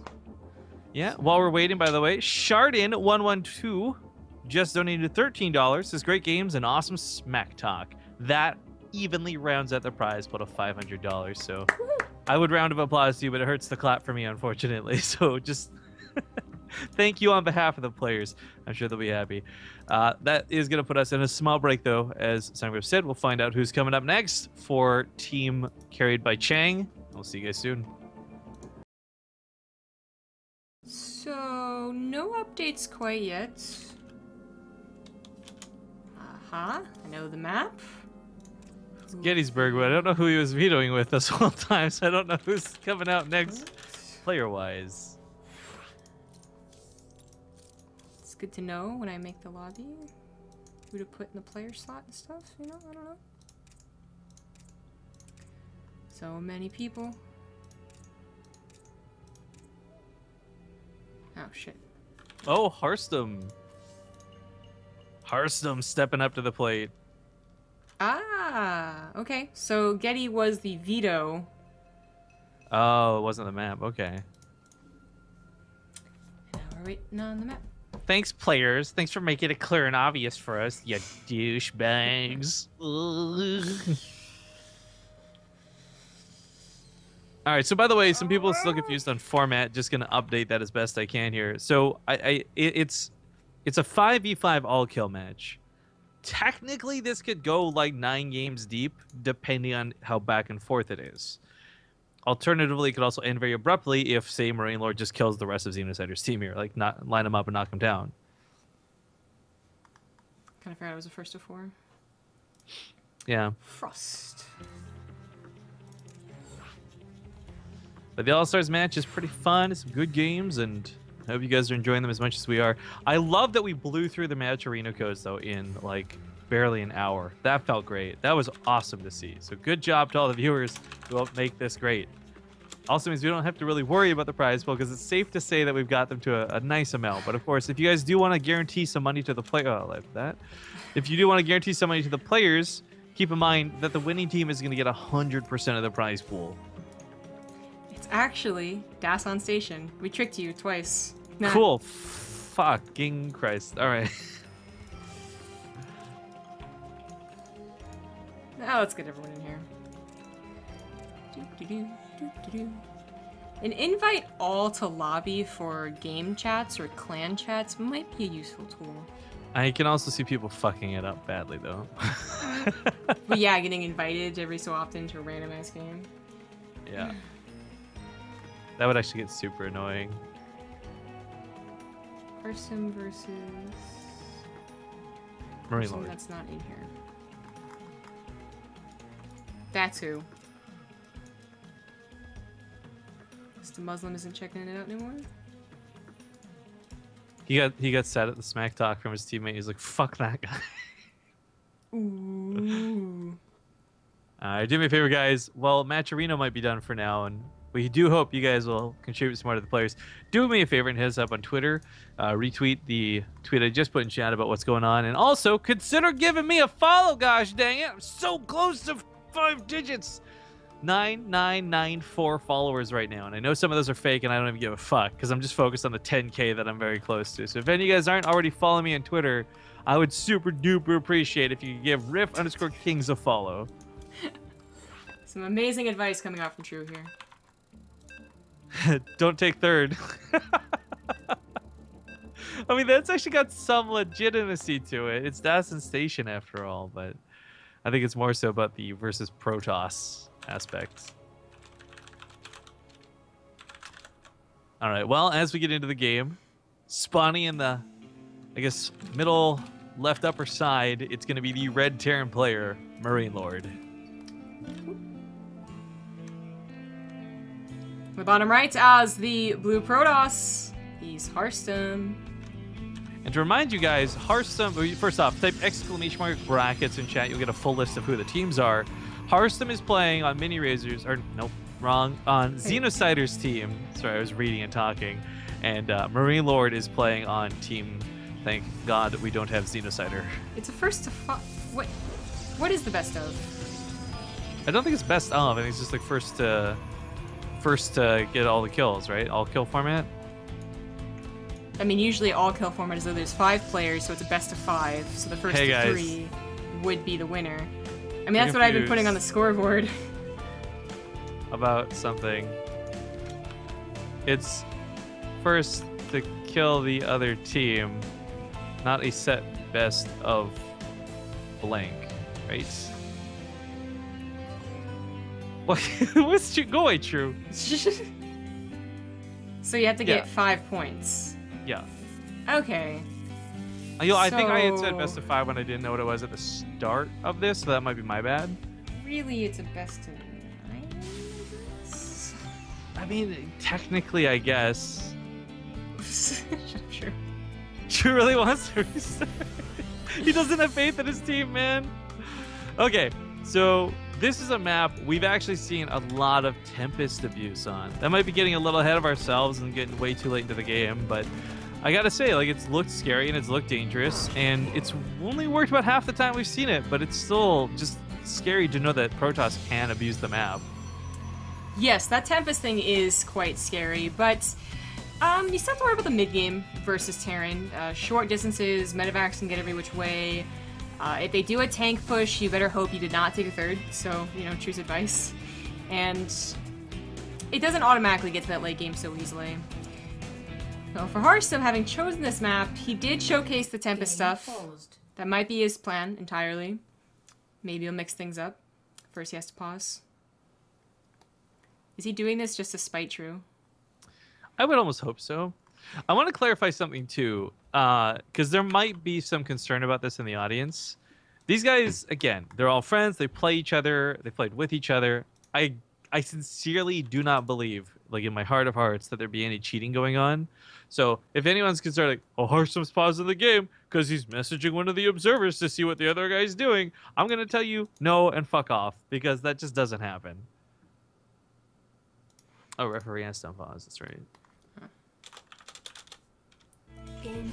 I wish that pausing would get that countdown that's built into Recover Replay. That would be nice.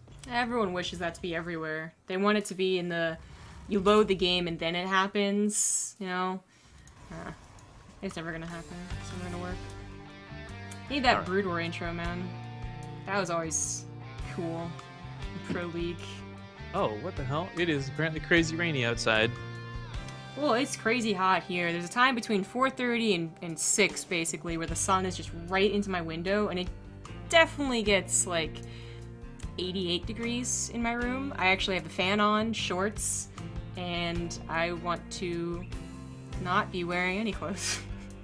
Well, I love the rain. I'm just worried about for this weekend. Oh, you are? Well, trains never get delayed by rain. No, I mean, I don't want to be walking around Seattle in the rain, is what I'm saying. Oh, well, you went to Seattle. I don't know what you're expecting. Did you not read Twilight?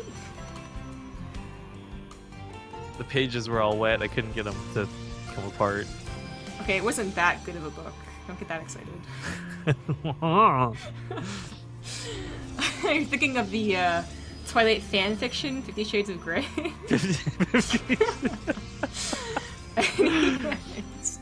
Was that a Harry Potter fan fiction? I can't remember. Twilight was a Harry Potter fan fiction. You're killing me here, Smalls. You're killing me here. Fan fiction. Oh, And the world continues. Alright, so we do have a Stargate opener, which does, kind of in my mind, say, alright, Harson's gonna try and get the Tempests later on. I mean, I think that's the end goal for a lot, but also I think it's just a safe opener to go with. The Oracle for scouting and maybe a bit of damage, the Phoenix control any sort of pushes, medevacs or otherwise. It's not a bad choice, and for a while was favored by most. It's only recently fallen out of fashion. Ooh, there's no good pylons for this.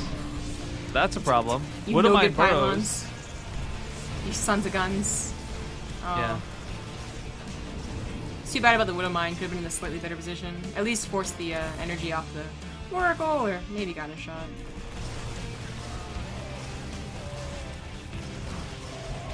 There you go. 2 Phoenix and Oracle clean up a Widow Mine drop. Yep, handles it pretty well. Oh, and, a Cyclone. Okay, well, that is a bit of a tit-for-tat moment. I will say that, for Harsum's sake, it's actually important he doesn't lose many of these early. One of the things we've consistently seen, and like just roll your eyes about, is that when you do go for Ares Protoss, you really are susceptible to pushes that have lots of units in them. Yeah. For one tank, that's easy to pick up. Who cares? Lots of Marines underneath it, that becomes a problem. Yeah.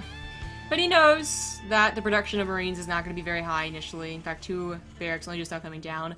I guess this bunker was not for a 3rd base, but rather for the Photon Overcharge shenanigans, which could have been a possibility on Dasson Station. Kind of sad. I wish he'd just take it to 3rd base to shove it in True's face, but this is probably better. Not to take a 3rd base. But the first Tempest is already on its way out, and Harsum is adding on other tech structures. He'll need a 3rd. And I'm not sure which one he's planning on taking, but he'll certainly need the gas for it. He's going to get all these upgrades, as well as Tempests. Marine Lord's going to push with what is not a great-sized army, and is pretty reliant on tanks, which against air is not going to be that helpful. So I don't know if he was really expecting to do a lot with this, but I think if there was a gold base taken, oh, and there is, he would be able to cancel it, so, okay, kudos. There you go. Fuck off, Twitter. 9999. 0, 0, 0, 0. One day I'll get those 5 digits on the group one day. Damn mouse. Alright, so like I said, the 3rd base should be canceled, but I don't think he's going to break Harsum here. You know, he's not going to break the game, and Harsum could just expand down here. Pretty sure, anyway. 2nd Temp's on the way, Forceful to buy more time. Tanks are going to be useful in like 2 seconds here. Well, the Tempest is already getting some nice shots. I mean, it's a slow and steady thing when it comes to the Tempest shots, of course, but as we can see, he's slowly chipping away at the Cyclone. Nice pickup, though, out of Marine Lord. I'm loving these dodges, but unfortunately, it finally goes down. That range is too extreme. Yep. And he will have to back off. I like that he just kind of, you know, took his losses and left. Getting the gold base delayed is pretty good, assuming he has something to fall back to. Oh, he doesn't have his own 3rd base. He might just try and continue the pressure, but I fear it's already too late. Tempests are out, but also a large amount of adepts. You can see the Marines starting to go down. Even the Oracle's helping out. The tanks are picked up by the Phoenix, so they all end up going down anyway. And was Marine Lord really not expecting the Tempest thing? I maybe think he wasn't. Which is a bit weird considering how common it is. I mean, we see it all the time on this map. I really thought he was confident in his ability to cancel a base and leave, because he's done this before, but maybe that wasn't the case. I love you, Thermal's comment there.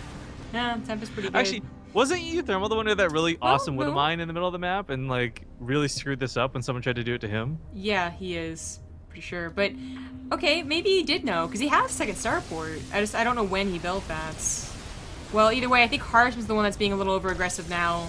If it was just 1 starport and Marine Lord was totally, absolutely surprised by the Tempest, I think he would have died to it, because it would only be like 2 Vegas at a time, if that. Yeah. Well, this presents a similar problem to Colossus. I love the hidden base, by the way. Like, I think that could do some cool stuff. But I just... Tempest do the same weird, stupid thing that Colossus does, where it forces out too many Vikings, and that's where the concern is. Like, will Marine Lord make just barely enough to serve his needs, or will he invest in too many and inadvertently throw the game in the process of doing that? Yeah, it's a hard balance to strike, especially when that Protoss gets Storm, which, as Harsum gets his 3rd base gases set up, he should be able to reach for, unless he's going to go just with like mass adepts, and then he might prefer that over the other. Scary count's not really that high yet, so I guess mass adepts is not absolutely correct. Gold base can be attacked like this, so very annoying stuff. But Tempest kind of helped with this, so not as annoying as other situations.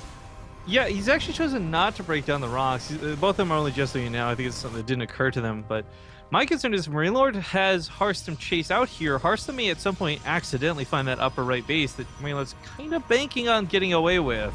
Yeah.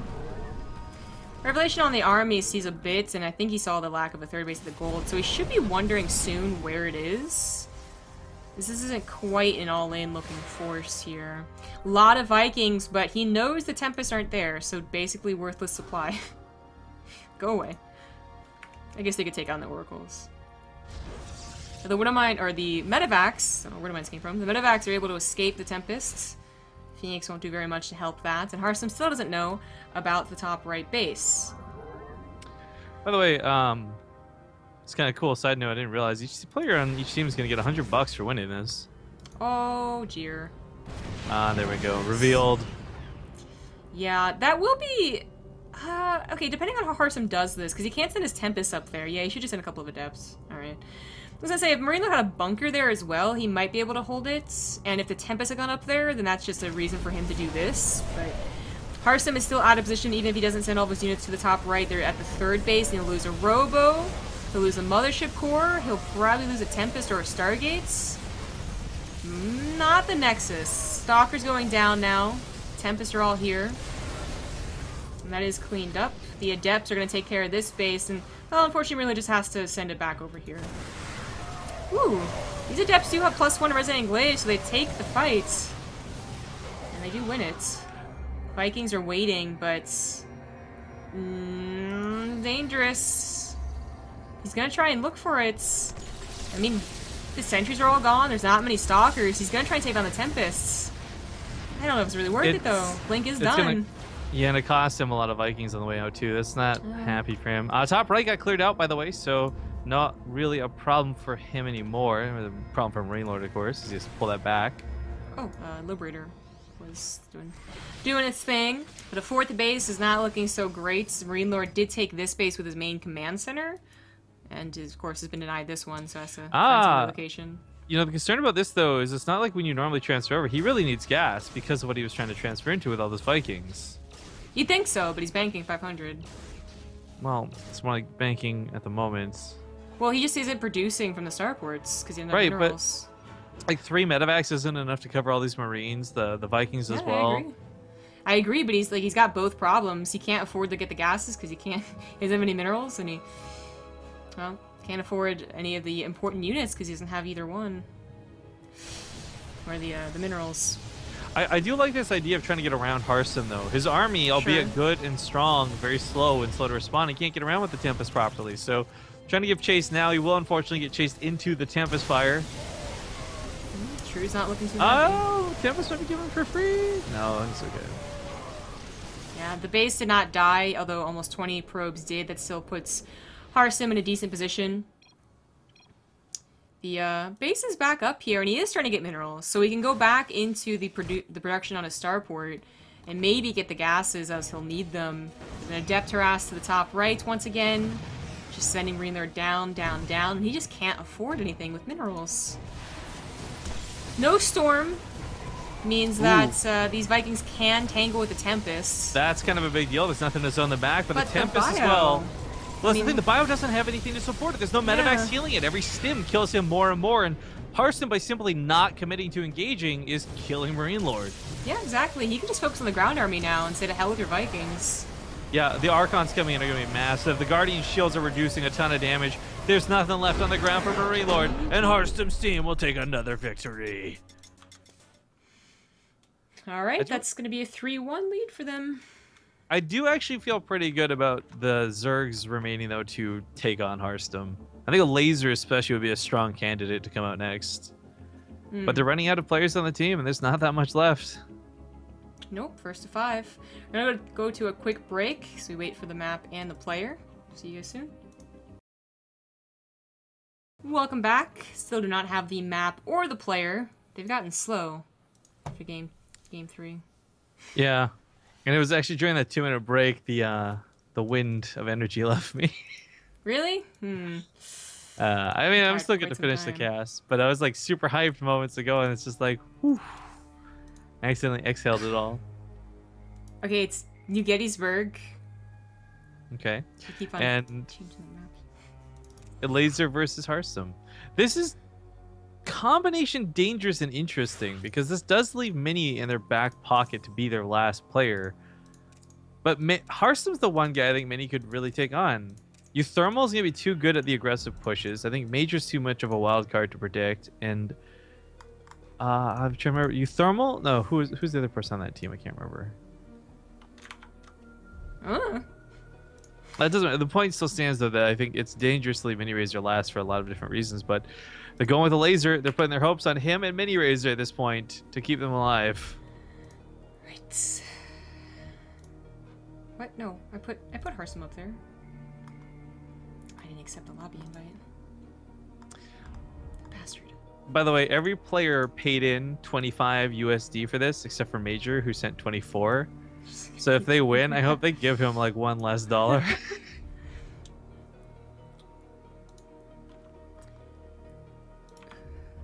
I do something wrong?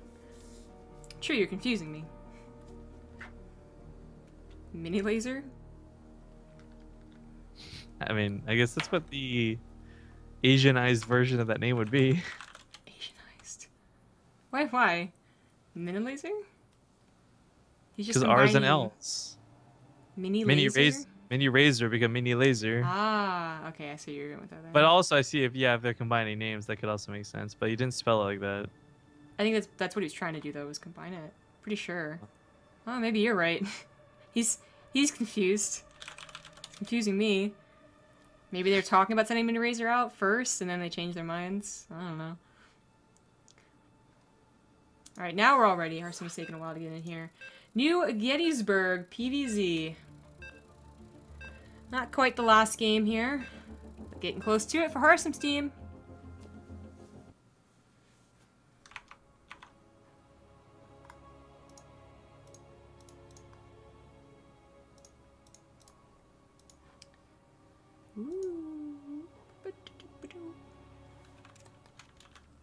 Hit. Oh, damn, reaching for the best of 9. It's tough stuff. Game paused. Damn.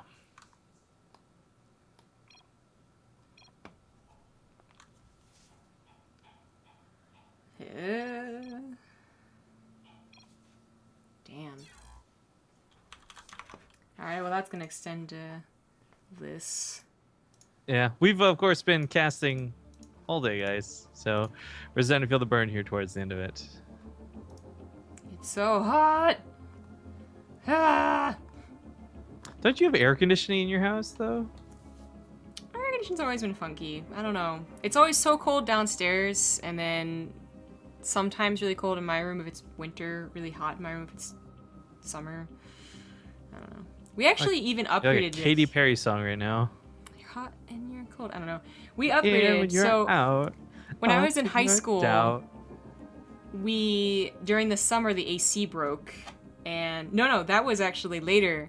In high school, the heater broke during winter, and then when I was after college, because I remember I was casting, the AC broke in the summer, or that was the second time the AC broke or something, right? So I remember casting basically melting in my chair because it was like 95 degrees, and there was nothing to stop it. Anyway. You're wrong when you're right. It's black They and were it's supposed to have white. upgraded it so that we had like 2 levels of it, and there's like 2 control things, but it doesn't work. It's too the far worst. It's done. I'm gonna start So like in hot. my head doing a mashup of Katy Perry and Bonnie Tyler next. And As both songs just get stuck in my head, they're gonna loop into each other. I don't like most of Katy Perry's songs, but one What? that I really liked was Aliens or whatever it was. I actually really like the one she did with what is it, 303 or whatever. I know who that is, but I don't. What Makes song that was it? guys go. She was No? in that one? Yeah.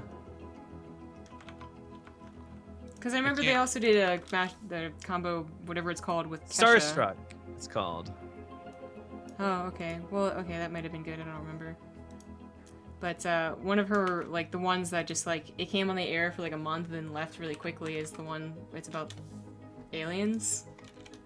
It's Not like about aliens, but the one where, like, she roars in the jungle or whatever? E.T. featuring Kanye West. There you go. I hated the one with the rapping from Kanye West, but I loved the version without it. Who am I moving up here? I've never seen the music video for this, by the way, and it is horrible. What? For what? The 303 song I was talking about, the Starstruck yeah, thing. well, that doesn't surprise me. And of course I liked I Kissed a Girl. That was like something that everyone in high school was like jamming out to. It was so catchy, that was the problem too. It really like, was. I don't think I know a single person who was like, I give a fuck about those lyrics. It's just like, No. I kissed a girl and I It's like very it. catchy. Alright, we're finally back in the game. That actually, I got confused. I could not multitask for a good solid minute right there. Okay, hopefully everything is fixed. New Gettysburg. Hearthstone Yeah, for what's the problem? You had Laser. like a camera issue or something? He said his camera's acting odd. Alright.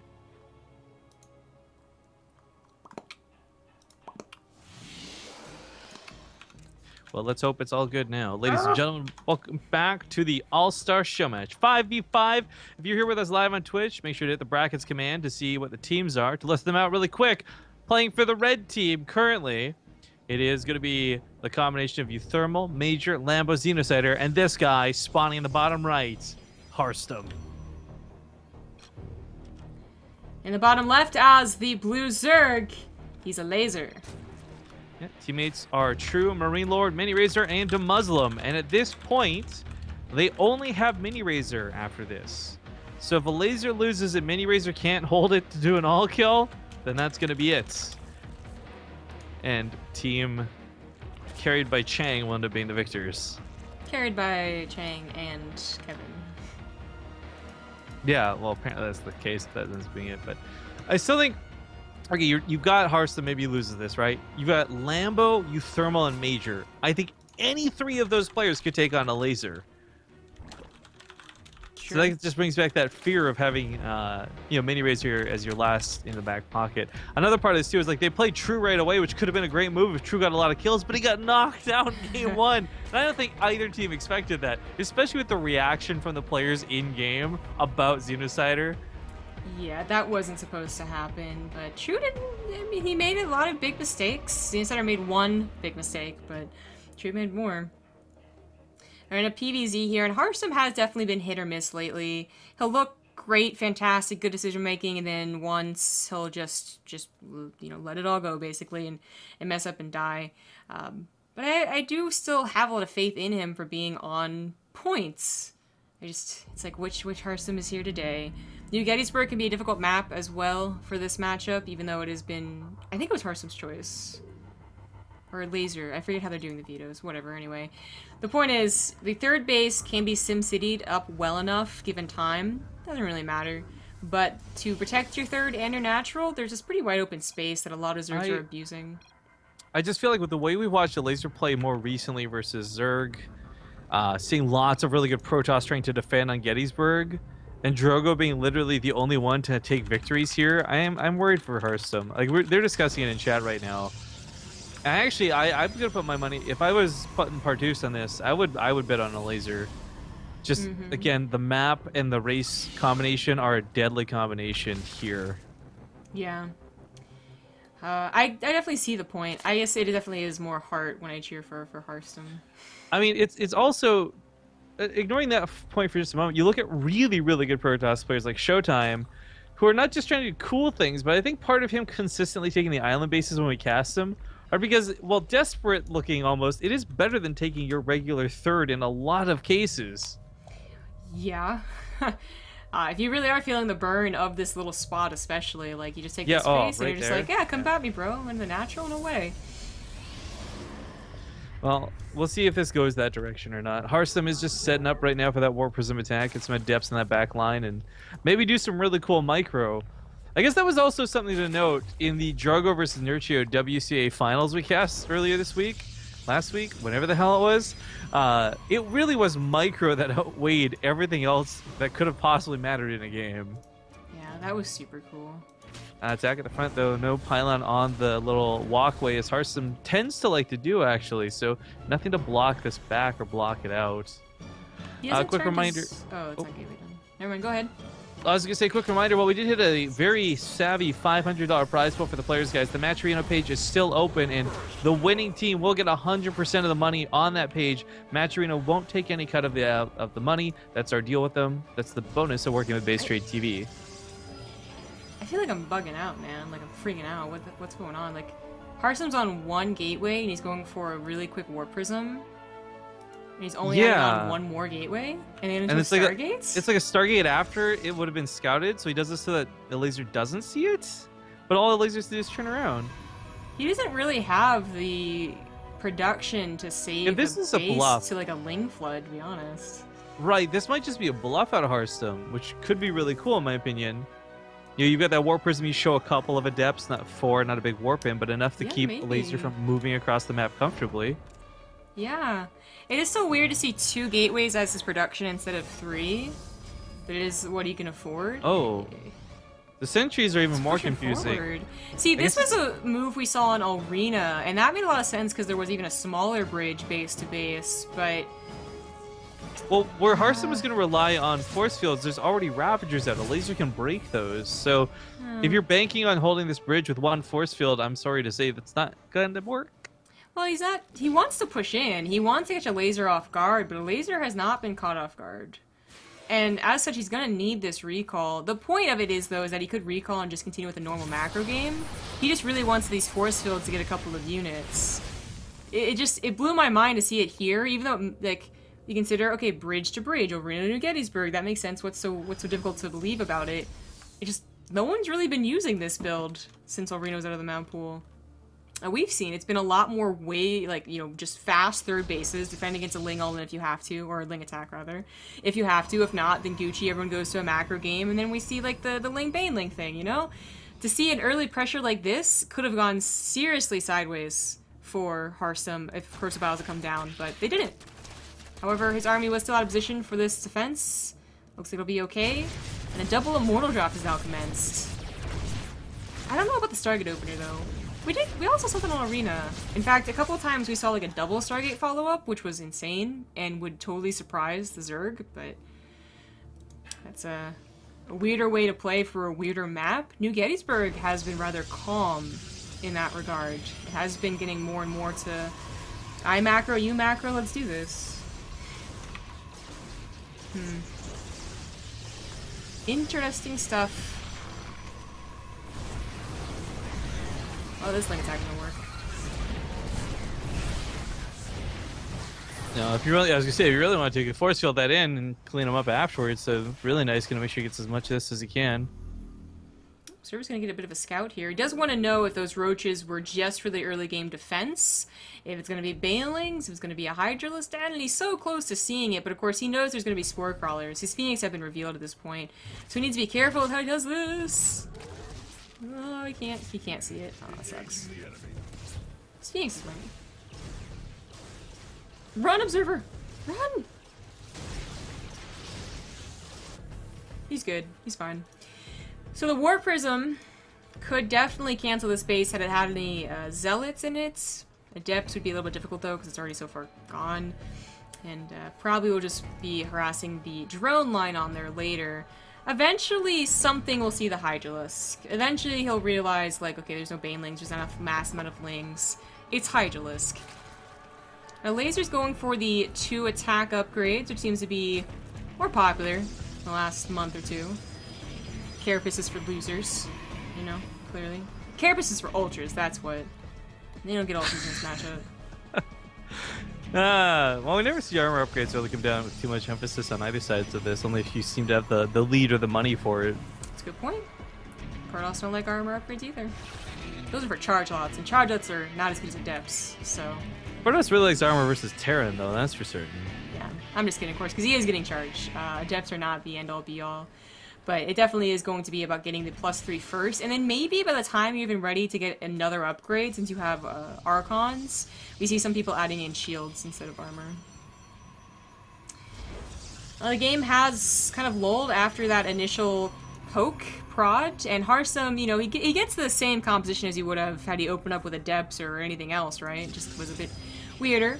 This base is taken because he has the air control, and I like that a lot. You know, reaching for a 4th base is even more difficult. You reach for this one, you got this wide open area here, so you reach for this one, and you're just going to be eventually torn apart, north or south.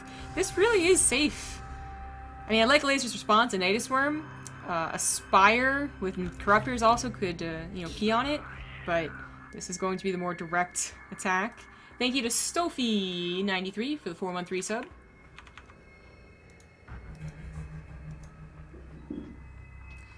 Oh, 4. I thought for some reason it was 94. I was like, we haven't had that many resubs. What are you talking about? Ah, you silly. As hype as the island base is, as we see a Nidus Worm's on the way, Harsum's going to warp in some Zealots and hopefully take it down. Phoenixes will do their best to pick up anything that comes out of this. This might just be a distraction out of a laser, though, because he is moving northwards while this goes on. No, Nidus Worm actually comes down to the main. Sees it. Ooh, yeah, that might not be seen. Just don't expect it this late. No, he sees it. Alright, he's good. He also knows about the army in the front. He's got plenty of observers, if you're wondering. He'll not lose them before he kills all those lurkers. Yeah. Charge lost to care of the Nidus Worm in the main, not a problem. Storm's blanketing a good chunk of those lings, so now it's just the lurkers he primarily has to worry about. Storm's once again coming down on some of those Hydras. Losing Gateway's not such a big deal at the moment. Oh, interesting. A Nidus Worm. Yeah, reinforcements. Unfortunately, it's not going to be up ready. The Immortal's going to 10 collapse on these portals. lurkers. Oh no, the Phoenix even come in too. Pick them up, pick them up. Lift them, yep, there we go. 10 Immortals strong, going to be able to pick off every single one of these as they pop out. Anything that comes out of the Nidus Worm's dead. Looks like Harsum's managed to hold on for the time being, but Nidus Worm back in the main. No, Laser's putting a lot into this. I'm actually worried that this might be too much dedicated. Is this like, what, 5 Nidus Worms dead?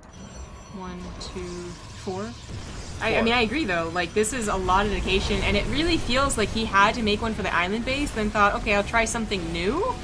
And it's not quite working. This one finally gets units out, but Photon Overcharge, Phoenixes, Cannon even helping out a little bit. Just needs to kill the Nidus Worm, has 5 health left. Get a probe over there. And he is pushing towards the front. Now, he doesn't have a lot of fodder for his Immortals, you know, and that's scary. Lings surround, pop the shield, and then, you know, they're going to be dead after that. So he realizes that too. Without a Warp Prism, it's not that much of a push, and without a Mothership, it's kind of a scary push no matter what. And Harsum is on 4 bases. Now, he doesn't know the hive timing, he hasn't scouted lately, and that could be the scary part here, but he does have time to make sure the push is good. He doesn't have to, like, okay, shit, I'm in a bad position, let's go ahead and counterattack. Oh, he's in a really good one, in fact. Another Nidus Worm. I think it's safe to say to some degree we all have fodder issues. I mean, I don't know. I guess. Don't get deep with me, man. Never came back from getting that pack of cigarettes. That Warp Prism was meant to transfer probes over. I think he's forgotten about it due to all the chaos. I don't know, but that's actually a lot of wasted potential. Another Nidus Worm in the far corner. I don't even know how he saw that. What the fuck? Must have had a changeling or something over there. Must have. That's actually going to get a lot of units out, but the Phoenixes do come in. Some detection should make this viable. And Harsum doesn't have a second attack to worry about. He can focus and should focus entirely on this.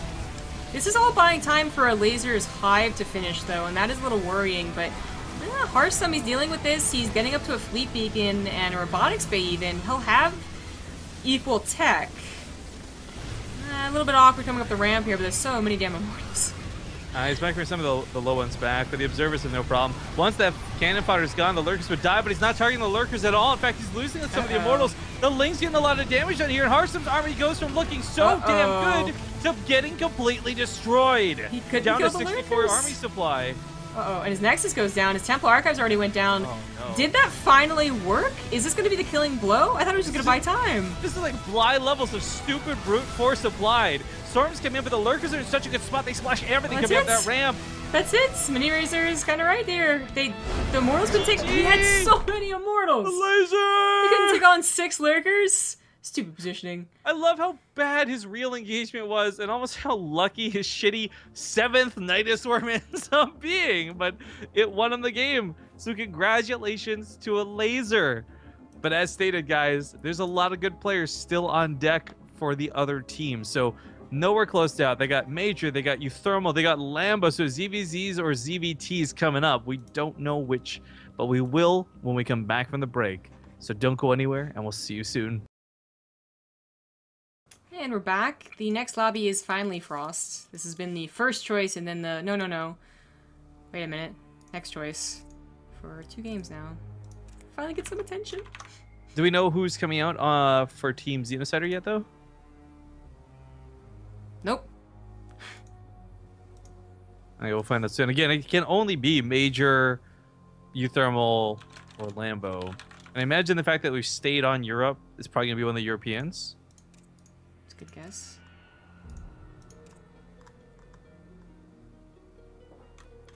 We'll find out soon. I wish Koreans would do this. This would be so fucking cool to just like randomly catch. Oh my god. I mean, I love that these guys do it. Don't get me wrong. I'm not trying to like wish for more. I'm actually really, again, the Muslim was doing this a couple times. I donated a few bucks last time he did it too. I love just being able to tune in like after we're done a stream and veg out while I do work and watch them do this. I think it's really cool. I'm glad they asked us to cast it too, of course. But it's gonna be a ZVZ. Yeah, on Frost. Not sure what this means. I played the ads, by the way. I got you. Thanks. Laser ready? Laser? A laser. Yeah. A wazer? What's the score now? 3-2? 3-2. Yeah. Strats. I've actually been looking a lot less on score and more about just the remaining players.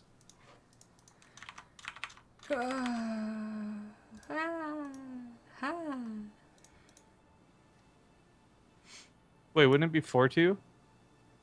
Now Harson just lost.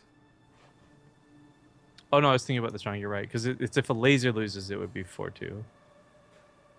Yeah, it's currently 3-2. Yeah.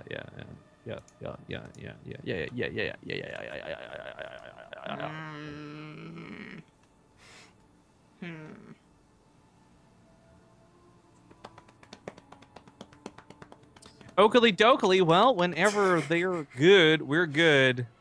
Well, we're not good. Our brains are a bit frazzled, but that's okay. This is actually one of the last things we'll be casting for a while. Again, Zombie Up's not casting until like Saturday? Yeah, and I'm not here for about a week. I get a weekend off. That is to say 2 days. It's a caster weekend, I guess is what we can call it, right? Yeah. That's fine. I have yet to change out of my pajama shorts because they are the shortest thing I have. There's the balance cup too. I guess we should advertise that while we're here. And I'll poke the players about it before I leave. But on Saturday, Zombie God will be casting with, I think, Fear Dragon. Correct. And they'll be hosting a tournament entirely on the new balance mod. So hopefully a good look at how things will appear potentially in the next patch. Keep in mind, they're looking to tune and update and fine tune and everything. So it's not gonna be what they cast is what you'll see, but a potential of what they cast is what you'll potentially see. Yeah, that type of stuff. I'm excited to see what it looks like. I have not been watching it or playing it at all. So, the score. Yeah. In the bottom right, as the blue Zerg, he is a laser. And his opponent spawning opposite of him. Showing us some pretty good ZVZ recently, actually. It's going to be Lambo. Actually, to speak highly of both of them, both the Laser and Lambo are both players we've seen, I'd say, a fair bit of with all the European events we've been casting, WCA included, and both of their ZVZs looking pretty good. So this one's a tough one to call.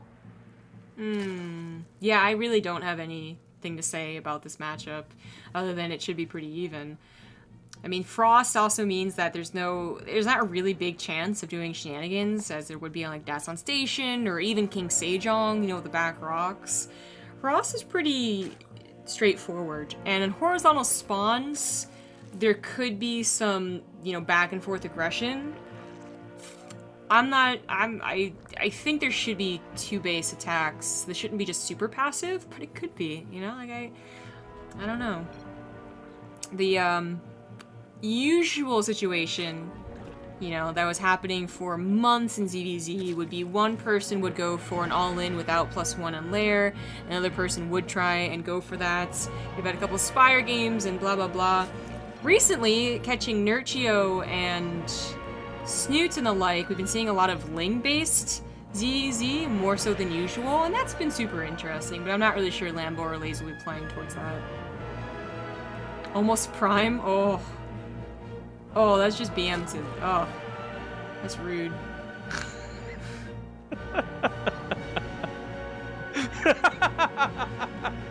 I love Drew.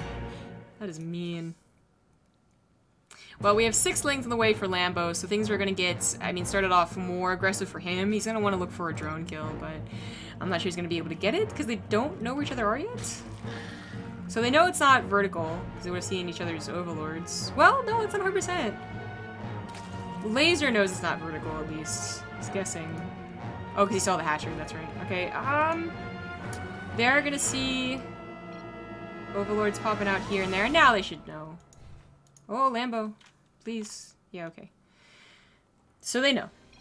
And a Baneling Nest is going to follow this up for Lambo, but a Evolution Chamber for a Laser, and he is going to go for +1. So we might see that dedication more to Lings. They said the Lings here would have loved to have seen caught a Laser off guard with none of his Lings at home defending. You know, the Queens still on their hatcheries, and, you know, getting a bit of a scout as well as a kill. To get a Queen kill would have been extreme, but sometimes it does happen. But nothing really comes from that. Banelings are on the way back at home, I guess? Yeah, he's a little bit scared of what Laser's doing. They're bringing up the topic of +1, though, which I find kind of interesting. I mean, obviously, it works for Lings and on Lings, but more importantly, this versus Carapace, this actually gives the Laser a better chance of fighting a potential Roach transition, which almost every Zerg player is doing. There's actually so few times we see people dedicate to Ling Bane and Ling Bane, so in this instance, it'll work for a Laser in terms of like his own Lings, but it's actually not going to get him ahead too much other than that. I guess he could tear down buildings a little bit faster. But this gets scouted too. Yeah, I was going to say, they talked about it in chat too. There is something to be said about the being close spawns though. So Lings typically don't really care, right? They're speedy and they're going to get somewhere A to B pretty quickly. But if you see that they're getting an upgrade, that won't be in effect for X amount of time, but the resources would have gone into it. So that's money and gas away from a Laser's Banelings or a Laser's Ling count. And there's a possibility a Laser got too cocky with a +1 and wouldn't have gotten his own Banelings, but he does. So this should be an okay defense for a Laser, and his +1 is almost done, but his Queen goes down. The last Baneling hits pretty good, pretty well. I mean, frankly, both players getting pretty good hits there. Not poorly handled on either side of this. Yeah, not really. Baneling goes down, got a couple kills, but there's more Queens, and Lambo, he's still committing to this. A Laser is about to have +1. Yeah, as these start coming out, the Queen's going to have to back away. She's actually going to just get killed by those Lings, but the Baneling's taken care of, and that was really the only job of the Queens. Laser's also blocked himself on his own ramp a bit awkward watching the Queen try and come down to the natural, but she finally gets escaped. Yeah, I'm not sure what the pros are calling. To be honest, I've forgotten who True is cheering for. Cheering for a Laser, okay. Alright, so that makes more sense. As a Laser's upgrade finished, and he held. And that was the most important part, was that he held. Ooh! That was a nice hit. Lambo really is going all in here. He's on less drones, he doesn't have the upgrades, and it's not working. He needs to hope for a miracle hit into, you know, killing a couple of Queens or getting to the main base. If you can ever catch a Laser without Banelings, that could be pretty damn good. Oh, that was a decent shot. Yeah, that kind of washed out the field, unfortunately, but the +1 melee from a Laser should still win out in a lot of these little Ling fights. His own Banelings finish up now, too, and that's not going to help him out too much in terms of those upgrades, but escapes to keep him alive long enough to get a hit, maybe, on those Lings. Lambo's not able to do it. She was very happy for this. I mean, rightfully so. Lambo's down quite a few workers from this. This was a lot of dedication. Despite getting that third base, it was a larva factory at best. So cute. This is a nice idea. I like this idea a lot. But, you know, +1 finished. Carapace is also about to finish. When that happens, that means the Banelings from Lambo are going to be ineffective. So he needed to do something. 4 drones went down. That evens things up a little bit more that he could try and macro. But what is he going to macro into? Worse upgrades and same units? That's not going to go so well. And it's actually a Laser who feels so confident with his upgrades and his Queen count and his Ling count. He starts to drone again. He replaces the drones and then some. +1 Carapace is 10 seconds away from finishing. Won't help out in this fight, but the Queens still go down. The Lings run away from a Laser's banelings, but he still has 2 more, and this just hasn't worked. Carapace has finished.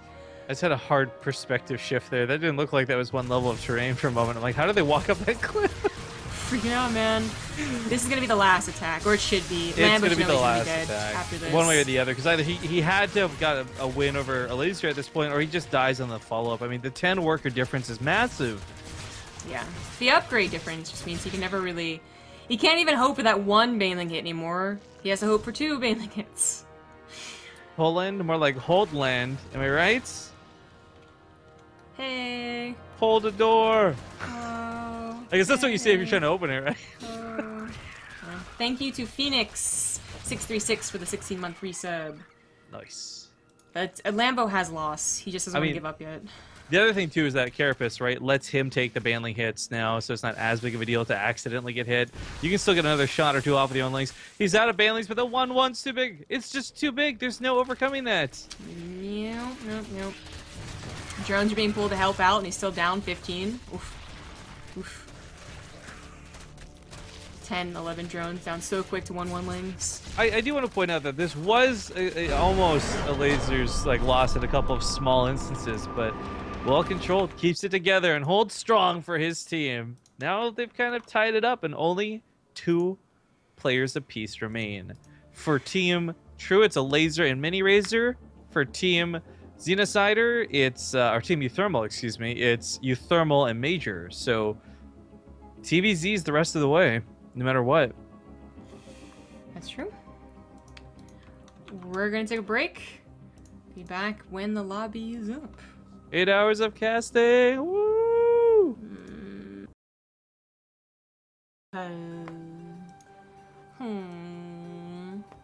Wait, are we back? Yeah, we're back. Okay, apparently Miss Noxiel sub. We didn't do it on purpose, baby. I'm so sorry. We've been 8 hours with no real breaks, so 19 months. Shout out to Noxiel EDM, and he says, "Oh baby." Yeah, we did skip that. We've probably missed a couple others too today. Please consider that we love you, and if we missed the shout outs, it's not because we hate you. We're just kind of going a bit delirious. I thought I was being pretty good on it. I like Nate's response. Maybe try donating. That'll get their attention. Oh, but I don't think we've actually had a single donation this whole cast. We went all through the Maturino prize pool, which is awesome. So I don't think you guys got any bucks left to spare, and that's cool. But yeah, literally $0 donated this stream. So I hope you guys are watching those commercial breaks. I beg you. 8 hours of no donations means I really hope you guys are watching those commercial breaks. Yeah, watch it. There's one going on right now. Anyway, things are happening. Wait, it wouldn't be going now, would it? We'd be back from the ad well, break. at the time of me speaking, which is actually 3 minutes ago. Oh man, you're right, because it's like real life Inception. 3-minute delay hype. Dang, man, I know. In the top left on Apotheosis, he's the yellow Zerg Laser. And his opponent spawning opposite, gonna be none other than the barcode himself, Major. On the same clan as Xenocider, America. Oh, she's not on the clan. Funny enough, but he's got the decal, decal, however you say it in America, decal in Canada.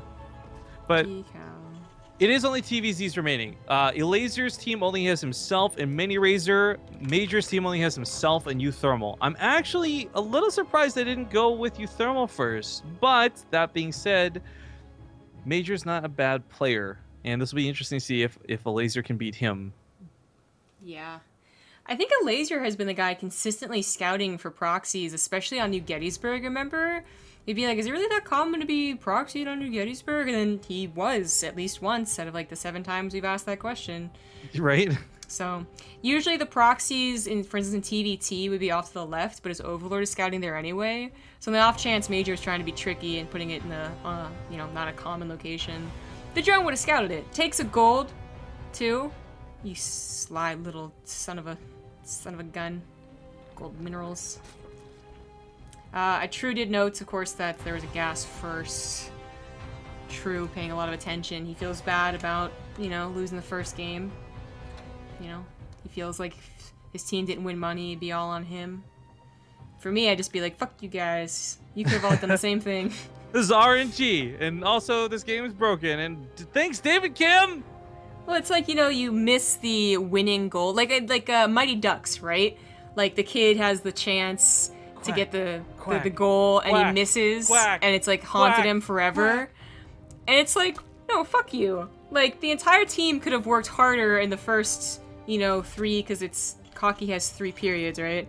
I know sports. That's where you guys tell them to walk it off. Yeah, and I'm like, well, you bitches could have gotten a score before this and not put me in such a terrible pressured position. So shut up. Hockey's literally the only like sport I have no idea about. I went to one hockey game when I was younger, the Penguins. And the Penguins lost like 7-0. It was terrible. I got overtime, eh? Huh? Never mind. Eh? So True just kind of remarking on every little thing that happens has made me really enjoy him in the commentary seat. Want to buy and choose a caster, please and thank you. I wonder how good his English is, having spent... How long has it been now he's been in America? A month? 2 months? No, I can't remember. I don't know. He should pick it up pretty quickly, because I think with any language, it's all about immersion into it, right? Maybe. Yeah, there's people that get shut in, right? But obviously he's not. He's hanging out with these guys. He lives in a house with English speakers. And let's be honest, the Korean education system is much better, even though he probably dipped out early to be a pro gamer. I really wish, by the way, like, I don't know how, like, obviously True's not an idiot. He's actually pretty smart, but I would love if Freedom, for example, the guy who owns Sidestorm Gaming, he's got like a really sweet car. I think it's like a Lamborghini or something. I'd love if he messed with True and be like, oh yeah, no, all Americans have this car. This is a normal car to have. Like, yeah, everybody.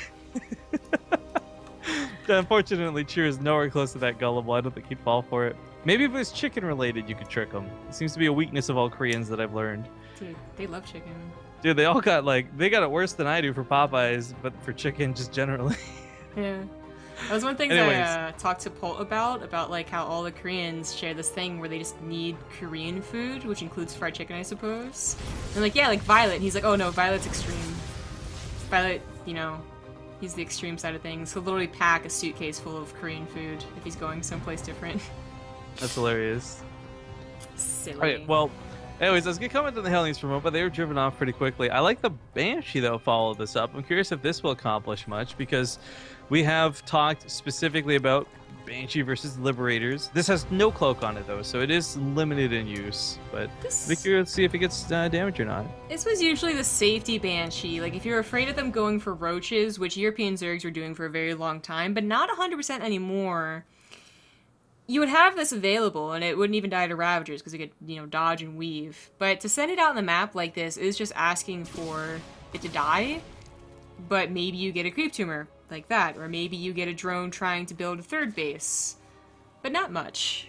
Not much at all. It's True notes, this could be mech. The Hellions have been producing non-stop. The tech lab isn't being used by the barracks. If Major wanted to trick a laser into thinking it's mech and it's not, he could transfer it over right now, but he's not. I think it might actually be mech. Okay, if this is mech, I'm going to be really happy to see that happen. I know Major's been doing that versus Terran, but I still don't think it has a place versus Zerg, to be honest with you. I think Ravagers are too good of a counter to most things. That's what he's doing. This Banshee has tried her best. She got 4 kills, and she lives, which is impressive. The third base is underway. Scan goes in to see what's happening in the main base. Yeah, it's a nice scan, too. I am keeping an eye on that production, though. Like, more starports. So it's not like mech as we know it, but it's straight to air. And this is something we haven't seen for a while, but was insanely strong when Zerg players didn't see it coming for a while. And with, I don't know if this will be straight for Liberators on mass, if this will be for Hyperflight Rotors. Whatever direction it goes, A, sadly not Battlecruisers, but B, might just work because the laser will predict anything else. This is actually a build we haven't even seen in like 3+ months. Yeah, with the way things have been going lately, he'd be more, you know, he'd be less surprised to see Cyclones, for instance. Yeah, everyone's been making Cyclones really popular lately. Right? Thanks a lot, Korean Terran. So this is going to be a complete surprise. Funnily enough, it was still popular back when Apotheosis was first played on the map test tournament, so we saw it at least once on this map specifically. And some other variations of mech as well. I'm not gonna draw. Oh, on the hot scale, I'm a 10, baby. Thanks to I Prefer Not To for the $10 donation. You're very right, Rifkin. Thank you. I would prefer not to. That makes me feel great. I love being right. Look at the Twitch alerts. Oh, the depots were down. The links slipped right on by. Well, they're Italian, so.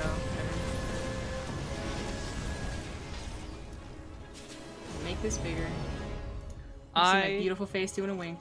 I'm gonna do it again because you know what? I missed it anyways. I wasn't expecting it, so I didn't have my Twitch alerts open.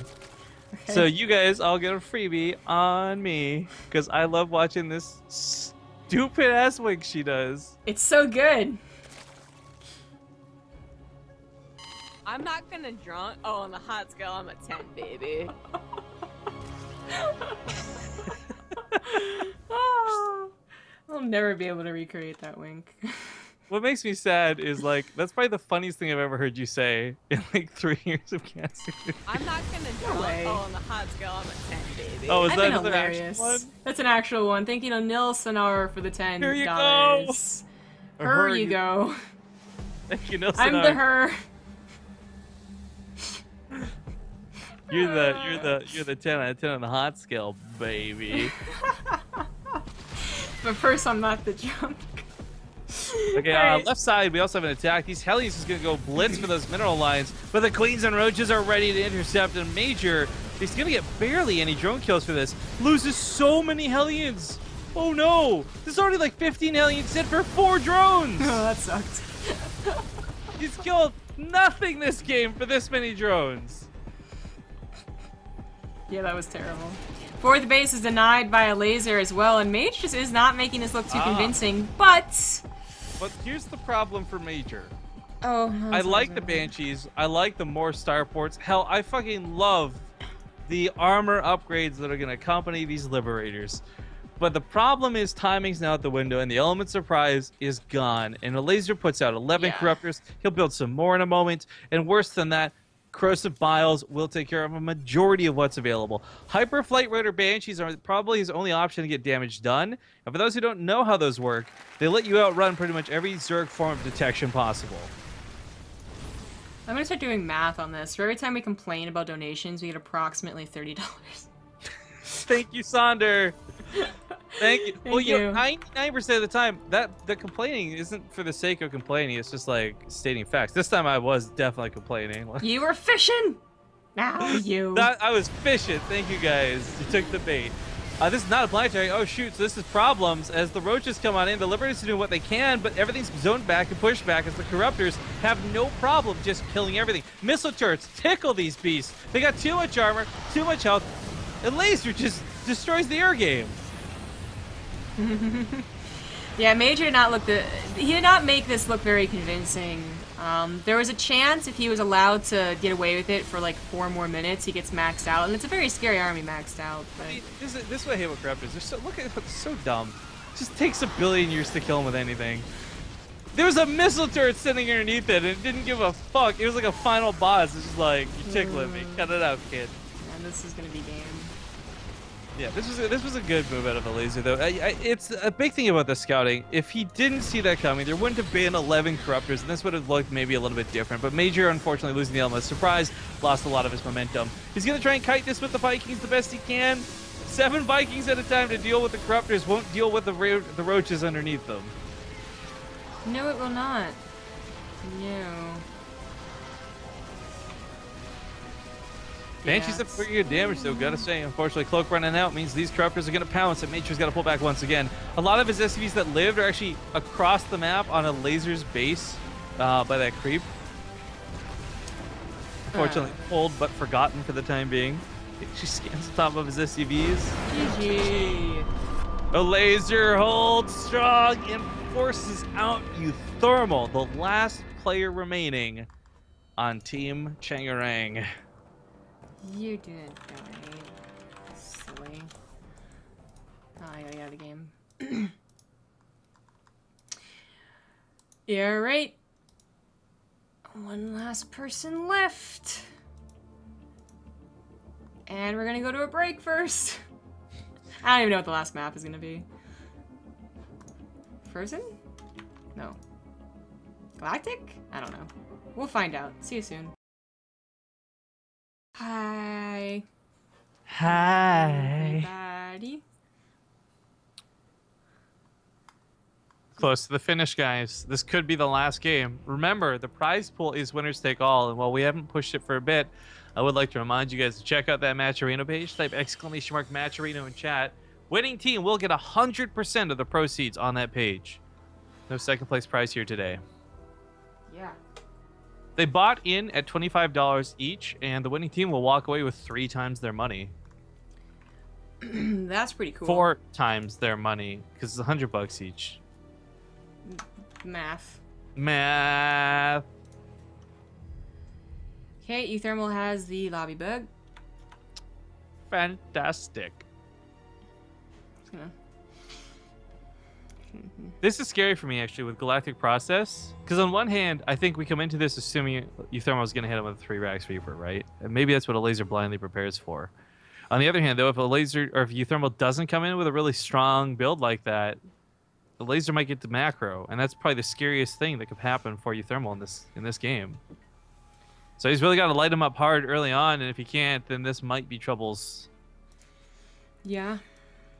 I like that this went back and forth too, by the way. This kind of shows that it wasn't too one-sided. Or if True had done his job, it would have been one-sided. Shut up. Just throwing it out there in case he ends up losing. Gotta make sure True's in here. He's been a yapper. Here we go. Ready? Yellowy. Yahoo!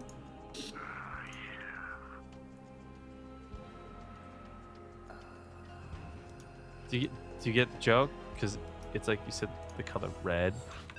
No, I don't get the joke. I forgot what I said already. Thank you to Hey! Woofa for the new sub. Woofa! Woofa woofa. You know what I use? Olimo. What? You know what I use in the shower to clean myself? A woofa? A woofa. Nah. You know what someone with a speech impediment calls someone that works on the top of their house? A A That's like- woofa. That's like a speech impediment, more like a New York accent. No, that's definitely more like a speech impediment, I think. That's like Babby talk. It's no, you know what it is? It's that stupid guy from Big Bang Theory, Kripke or whatever. The Indian accent? No. You just can't say like letters. Oh, like I don't know who that is, TBH.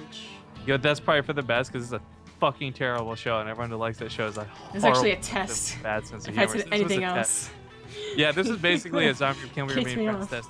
I already know she doesn't like Monty Python. That's all I can put up with. Anything else, if she were to like Big Bang Theory on top of that, fucking dropping her like a bad habit. Yeah, I found them's okay. Thank you to Red Sea Ding Dong for the 20-month resub. Ace hoy, ace hoy, ace hoy. In the bottom left. Damn it. I gotta change the things. As the Red Terran, he is Euthermal. And his opponent in the upper right, none other than the current badass for his team, the Polish Blue Zerg player, a laser. True. What? I thought you were a pro gamer. Why are you so surprised by a pool first here? God. Well, it's 3 damn. racks. It's 3 racks. So I mean, it should be pool first. And this is actually where I want to point out a fallacy of True. True clearly doesn't know who he's up against. Hey, Or rather, maybe who it's his teammates different. up against. He might not think it's a good build, just straight up. Maybe that's why he's crying. Maybe. I mean, this is usually the response we see, or not the response, response in one way. But the point is, this is if they think their opponent's gonna go for a 3 racks, this is what Zergs do. Okay, they can't react in game because they don't scout the 3 racks first. They just got to go for this. So I mean, it gets you a queen faster, it gets you lings a little bit faster. I don't think it gets you speed that much faster, but maybe a little bit faster. Don't quote me on that. The point is, you have everything set up and ready to go to stop the snowball effect from hitting hard immediately. And then you can also get into a Roach Warren if you skip speed, which some Europeans do. Or Zergs in general. I don't know why I said Europeans. Because it's mostly Europeans here. And go straight for the Roach Warren, but a laser's going to go for speed plus the Roach Warren. Alright, a couple of lings do get in here. Gonna cause a little bit of panic, but yeah, Reaper pops out at the same time. Yeah, this shouldn't be anything too difficult to deal with. Speed is almost already done though. Oh, that's a queen. 10 seconds away. Queen is available to stop the attack from going to the main base, but the thermal doesn't go there quickly. He's got to bring the units down before he abuses the ramp. Here we go. Gonna try and target fire those queens. So lasers, speedlings, however, have always got to be threatening this around. In fact, ooh, they get one. Can they get two? Euthermal at this point might be very used to Zergs not going for speed, by the way. Just immediately getting the Roach Horn. People basically trying to hard counter him. Yeah, I mean, by the way, I just want to point out how risky this is, too, because this is their last life. And Euthermal's got good control. He's got some of the best Terran control there is, but I'm still really worried for him. I'm still really worried for him. You can see a laser realizing that's not enough lings to tangle with 5 Reapers, and he'd be absolutely correct. The grenades would come down and he would just lose lings. Thank you to He Hate Me for the 7-month resub. He fucking hates me. He has started a command center, and he started a factory and a tech lab, so there's only going to be so many more Reapers out here. A laser has successfully held. The question always is, when it comes to Euthermal, did he force the Zerg to over-defend? A laser, had he not gone for speedlings, might not have been able to push this back and would have taken more damage, or he would have taken the same damage, same damage, and would have had 100 to go elsewhere. So that's, I guess it's always the you know, pick and choose. So now he has lings that can technically try and get around the map. It's gonna find a very difficult time doing so. They're just gonna try and stop the Reapers. That was a nice predictive corrosive bile shot. Yeah? I really liked that. The fast lair is a bit of a surprise. Sometimes you don't get this third base for a long time, and you can kind of have to go for other things, but Euthermal's not even denying that third base. So I wonder what a laser's gonna get from that. Roach is starting to go down to the grenades, and we've seen this happen before. The Zerg gets overconfident and starts losing their base defense. And then suddenly what is not a committal amount of Reapers does terrible, terrible damage.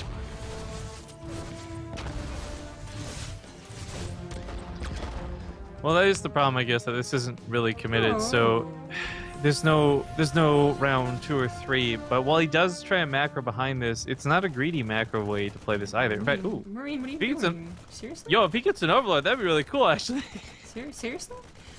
Okay, well, I was gonna say Euthermal still hadn't taken his natural, which is a little bit concerning. And the laser saw that. But now he's, you know, that's gonna lose. That's gonna die. That was a mistake. Did he also lose this one? He lost 2 overlords? Yeah. That one Marine got 1 overlord. What a badass. And he's still shooting lings in the middle of the map. This guy is Got like this. Rambo. And Euthermal is following up with the medevacs already. Like, it's almost ready to go here. He's got a decent number of Marines. He's got a couple of Reapers still alive to add grenades in. And the laser, I think, would have wanted a bit more of a drone lead before having to defend against this. So, only at 41, 5 above his opponent with 2 mules. That's where he wants to be. Euthermal is winning in the income. And he's taking out more Roaches without losing the Reapers. Get that last one. There we go. That's where no Ravagers becomes a problem. There they are. Third CC on location because he's feeling pretty safe, and he should. Combat Shields is on the way. That might time out with the attack, depending on how he attacks, I suppose. A laser, well aware that Euthermal will try and attack to the left, attack to the right at the same time, has called the Reapers to a point where even if they did, they probably wouldn't do that much damage. And by having an army over here, he should catch the medevacs. The key is catching them while they unload, and then they just have to turn around. But this means combat shields won't be done, as that's still 20 seconds away. Tries to go to the main base, but units are already headed over there too. I don't think he unloaded the lings. Yeah, I'm surprised he even tried. Reaper's going to the natural, but there's stuff there too. A laser has certainly died to this. This single attack has actually killed a laser in the past, I'm pretty sure. Yeah, And he's done a great job defending. He's so scared with those medevacs too. They're so low. He's gonna lose one. He is. The queen comes over here, and they're in whole Oh position. no, It's that's great. devastating. Reapers all go down, and Euthermal is not looking so good on that supply. But let's not forget, you don't put baby in a corner, and Euthermal plays best when he's totally screwed. So let's see if this is going to be that Super Saiyan that we need him to be. Because if he loses this, it's all over and True's team wins. But if he wins it, he'll force out Mini Razor from True's team into one last final game. You know, he still has a decent income. You know, he's only down by 10 workers at the largest point of disparity. So the income's been back and forth, back and forth. Will he see this? The SCV, it does check. I like that a lot. By the way, just a Mega Man Red. He just donated $50 to the prize, plus his 50 more for the pot. Hoping some Terran players win the pot. Gotta cheer hard for you, Thermal Man, right now, because it's tough. On the other hand, there's the Muslim and such on the other team, but this is pretty tough. The team with the majority Terrans not fielding so hot. Who's the other? Marine Lord was the other one on the other team. So yeah, there'll be Terrans getting some dollar bills today, some way, somehow. I don't know, but Laser's doing the one thing Euthermal can't handle, and that's moving to Hive Tech. Infestation Pick is thrown down. You did mention this in that once it's allowed to get here, whether Euthermal did the 3 racks or not, that's when Euthermal it kind of swaps back into Laser's favor, and I would still agree with that. Euthermal's gotten much playing the late game. But it's still not his strongest position. Certainly the mid-game multiple attacks are. And while he gets 9 drones and a cancel on 4th base a little while ago, that's not devastating. I'm gonna guess he just unhotkeyed this medevac by now. In a way, it's helping. It's keeping 5 queens back, not creep spreading. And creep spread should be out of control here. And it's not. I guess you really do have to value how much that's worth, and I guess when medevac 4 Marines or whatever's inside of it, it's not too big of a cost. I would say if these queens were backed up by other queens spreading creep, I wouldn't really care. But well, I wonder if you just go to the main. Yeah, I was gonna say 4 Marines could take on that queen. Yeah. A couple of lings from a Laser looking for things to do. Now just trying to have a midlife crisis, not sure where to go. The main drop does slay the queen.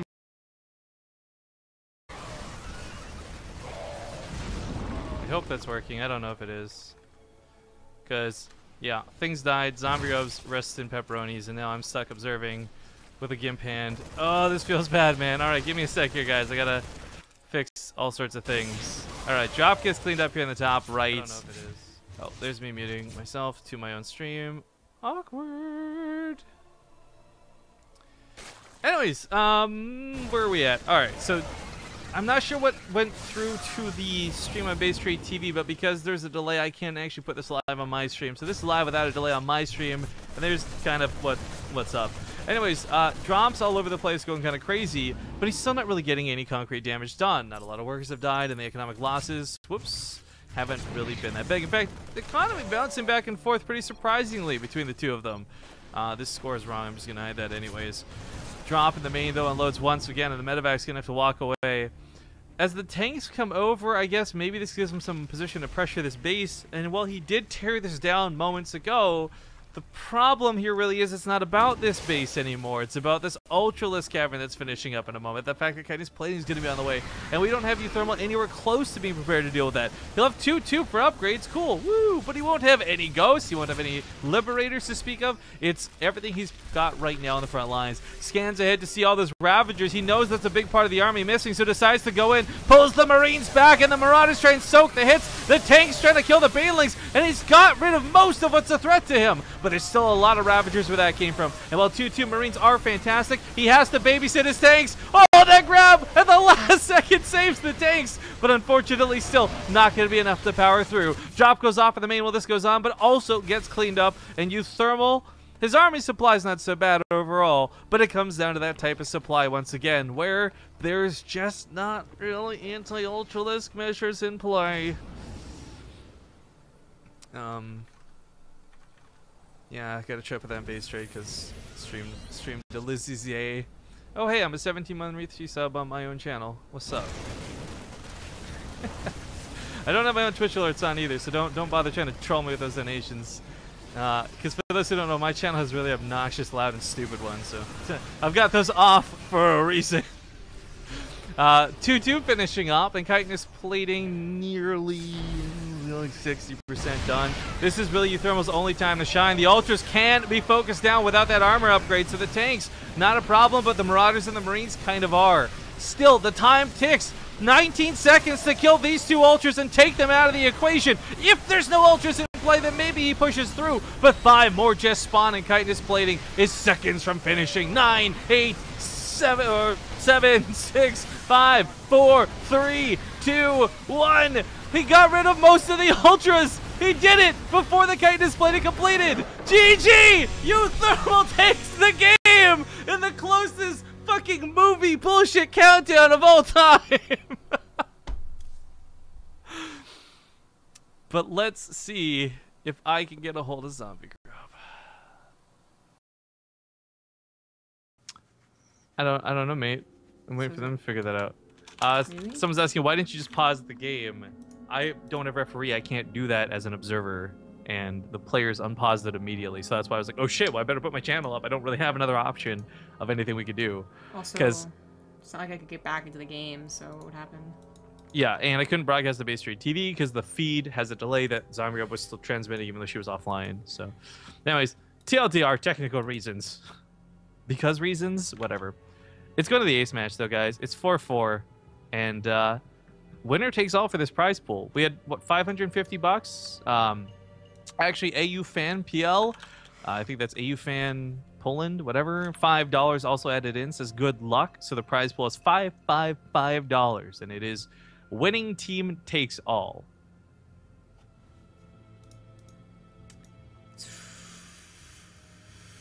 Das on It's taken them a gajillion years to figure out, but it's Euthermal versus Mini Razor, and I gotta tell you, I'm feeling really good for Euthermal's team on this one. I like Mini Razor. If you guys have heard me before, I put like really bullshit bias casts out where I try and upsell him a lot. And he's a good player. He really is. I really think Euthermal's aggression might trump Mini Razor when it comes to this final match. Still trying to make sense of what they're saying. I guess True wants it to reset so he can face Xenocider again. Can prove his worth. Oh, I see. Well, it's up to them to figure out how it works. This is their thing they threw together, so I've got no strong feelings on how they want to do it. I just know that I am so tired. And also, it didn't really give the other team that option, so it seems kind of unfair. No, they're just joking about it. I mean, did you read what Marine Lord said? Just scroll up a little bit. No, I'm actually trying not to fall asleep right now. Just read above where I said wow. I don't even see where the fuck you said wow. Oh, Can't be more than that. okay, I see. The Razor is thinking. Okay, well, we're coming up on, what was it, 7, 8, 9, 10, 11, 12, 1, 2, 3, 8.5. We're at 8.5 hours casting, coming up on hour 9, guys. Thank you so much for joining us for this whole day of, this was not meant to be a full day of casting, but it became a full day of casting. So, hope you guys enjoyed it so far. You know, at this point, we're like, no, you know what? We made the fucking lobby. Get your asses in here. You got no say in the matter. He wants it to be cross-spawn for Mini Razor. Or wait, no. Wait, isn't he cheering for...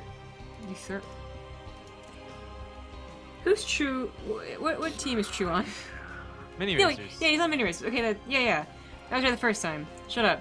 Yeah, so he wants cross-spawn for Mini Razor. Yeah, the teams are Euthermal, Major, Hearthstone, Lambo, Xenocider versus True, a Laser Marine Lord, Mini Razor, and a Muslim. Shout out to Meal Mage! Meal Mage! Just subbed for 29 months in the row. Says, sorry you broke your arm more. I saw him at the Twitch Vancouver thing, and he was already, I guess, a little bit drinking. So as I came in, he literally like threw himself at me to give me a hug, and I was like, no, dude, my arm, fuck off! Like, thank you for the hug, though, and thank you for the drinks. Good times. I don't know if you saw, dude. They posted pictures up on their site. I retweeted and posted a couple. What? Calzer, what are you doing here? Get me out of here. Where's Mini Razor?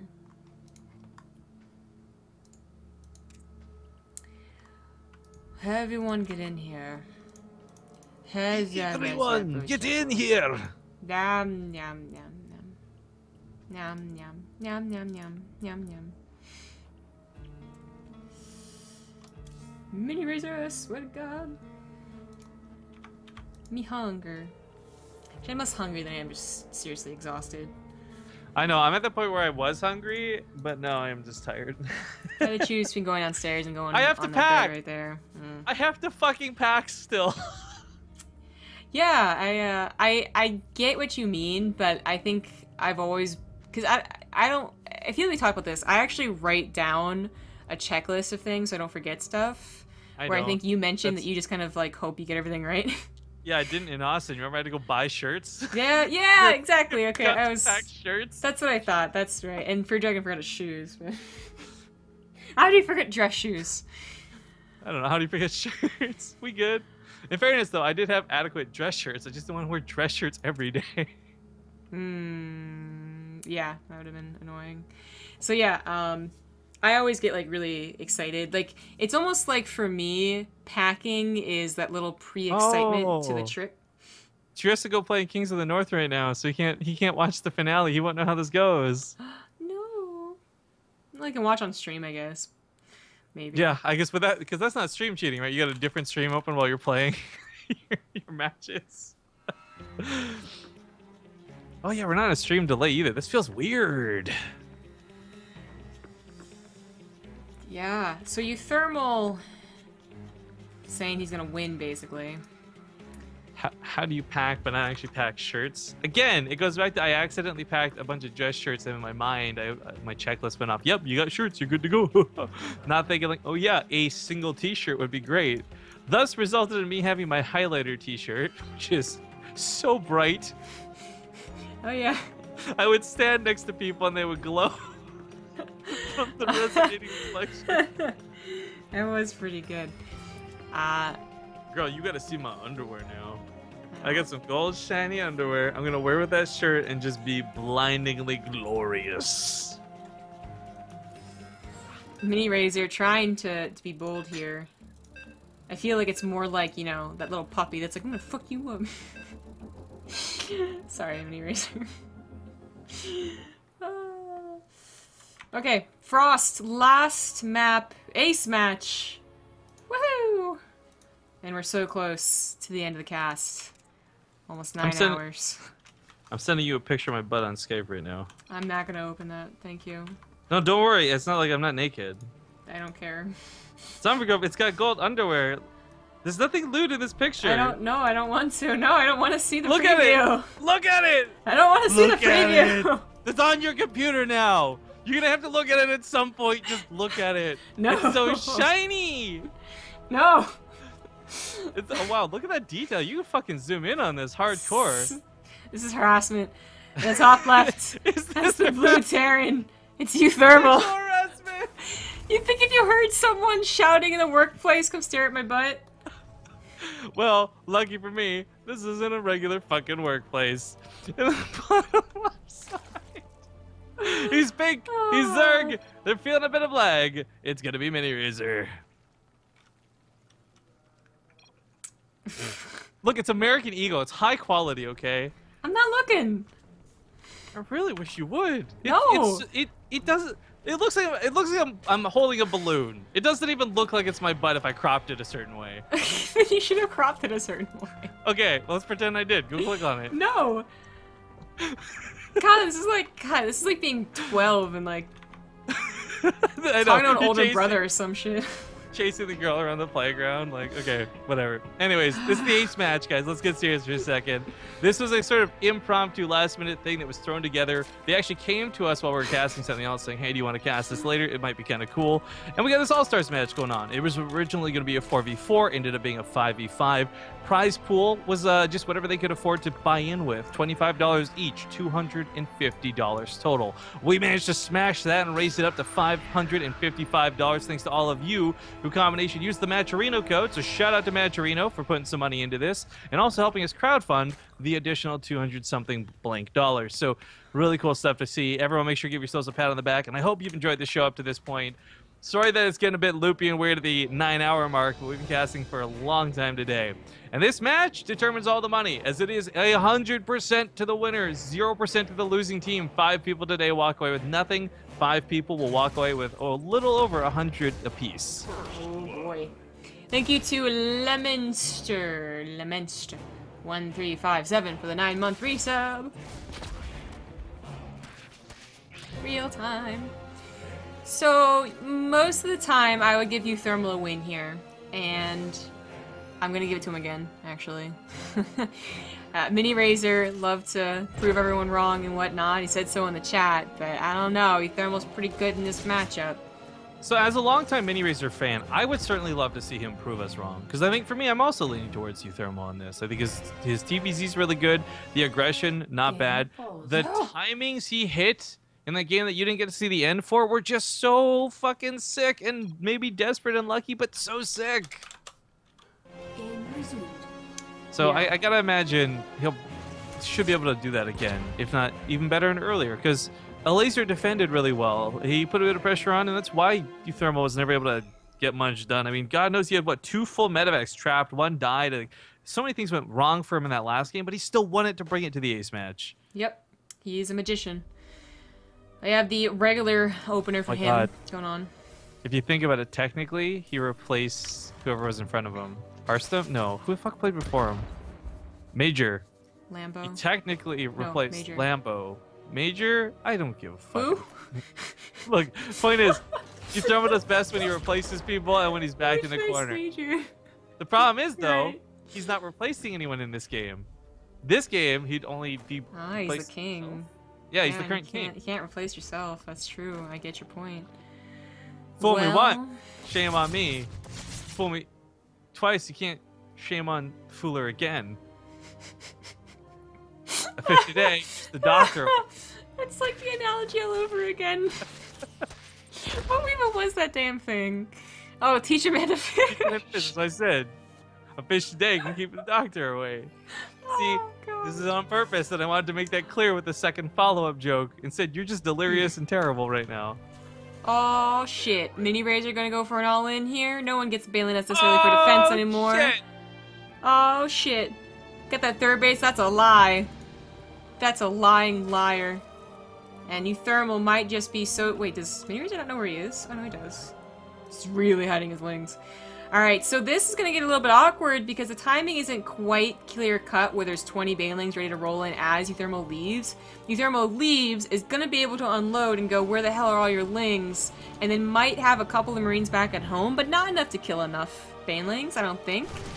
And if Mini Razor, yeah, he keeps some lings back at home, he should be good on this defense. Euthermal's gotta be, you know, paying attention to this to actually beat back lings and Banelings, whereas Mini Razor can kind of just, you know, YOLO into the natural.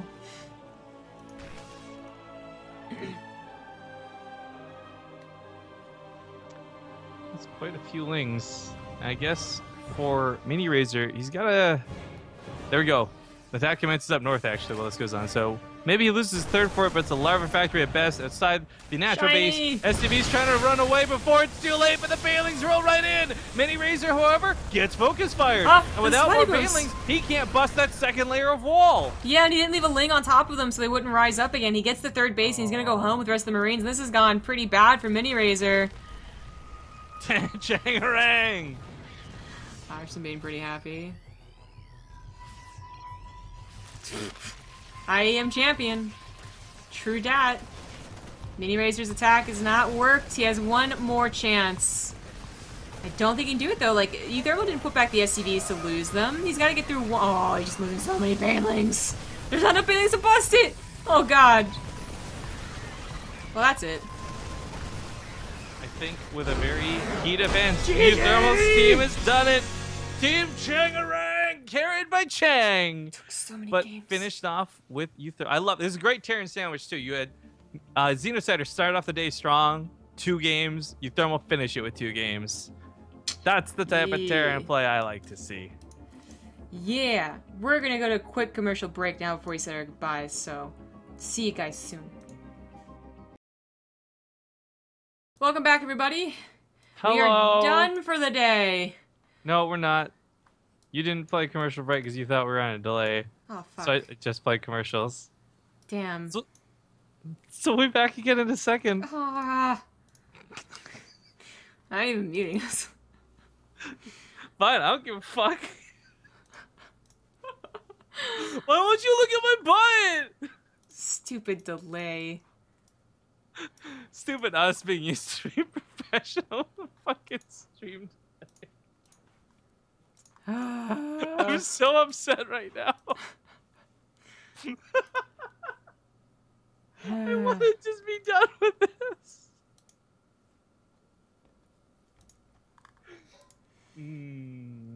I can taste freedom. It's so close. Tastes a bit like mint chocolate. What? Do they know that they're not muted? Well, unfortunately, I guess we didn't. As if, it's so embarrassing. God, that throws me back like a year ago when we didn't ever mute. Yeah. If you guys are hearing this right now, you suck. You should totally watch ads because we got like $30. No, we got $25 for 9 hours of casting. So fuck you. You should be watching commercials. But those of you who have Twitch Turbo, you're cool in my books. What's up? You guys are the most beautiful people here. I'm gonna tip my cat over again.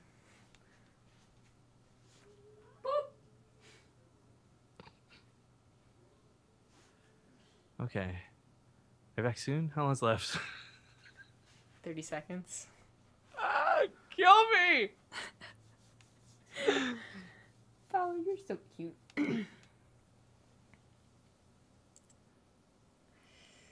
Yeah, sub and turbo. Mega Man Red. Andy, donate to the fucking prize pool. Mega Man Red. My man.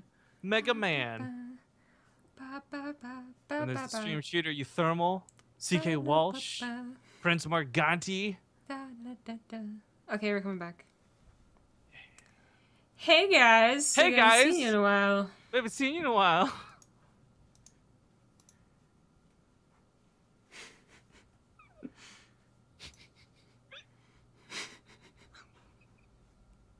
I can't. I'm trying to mimic your like breathe snickering, and it's so hard to do. Okay, we're back and we're done and we're delirious, and fucking 9 hours later we're done casting. Thank you so much for joining us today. I hope you could at least help us out by checking out all our sponsors. What are you so snickering about? I'm trying to end the stream for you. Am I fucking muted? What's happening? No. Okay, check out our sponsors down below. But before any of that, guys, follow the channel. Subscribe to our YouTube, youtube.com/BaseTradeTV. Appreciate the fact that Zombie Up looks like she's probably lost weight. And make sure to, once again, check out our sponsors down below. Have you lost weight? It looks like you've lost weight. Have you lost weight? You haven't even seen me. Shut the fuck up. I know, I can't see shit. But anyways, cheersforgaming.com, cheersforgaming.ca. You guys know the deal. Save $20 with code BaseTradeTV. Yord, or another sponsor we have, G2A. Save it with Base, and the Corsair links are there. I think that covers it. Looks like we had a last moment bump there to that prize pool too, by the way. 580 being the grand total for all the players today. So remember, it was Hearthstone, Euthermal, Major, Xenocider, and Lambo who got all of that moolah. And I really hope that they stiff Major $1, considering he didn't buy in for the full amount.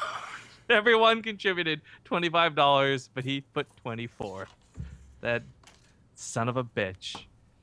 Anyways, what was that weight comment for? Doesn't she look fantastic? Are you fucking blind? No, I'm blonde. Follow Zombie Up on Twitter at CG Gaming, guys. Follow me on Twitter at Riff_Kings. We're fucking done, though. We're out. We're going to find somebody to host. We're not casting anything. I'm not going to be back for a week. I'm gone for like a week. Zombie Up is going to be casting on Saturday, but she's got the week off until then, so it's just going to be super chill. No anything going on the channel. So thank you guys again for watching. We love your faces, and we'll see you later. Bye. Bye.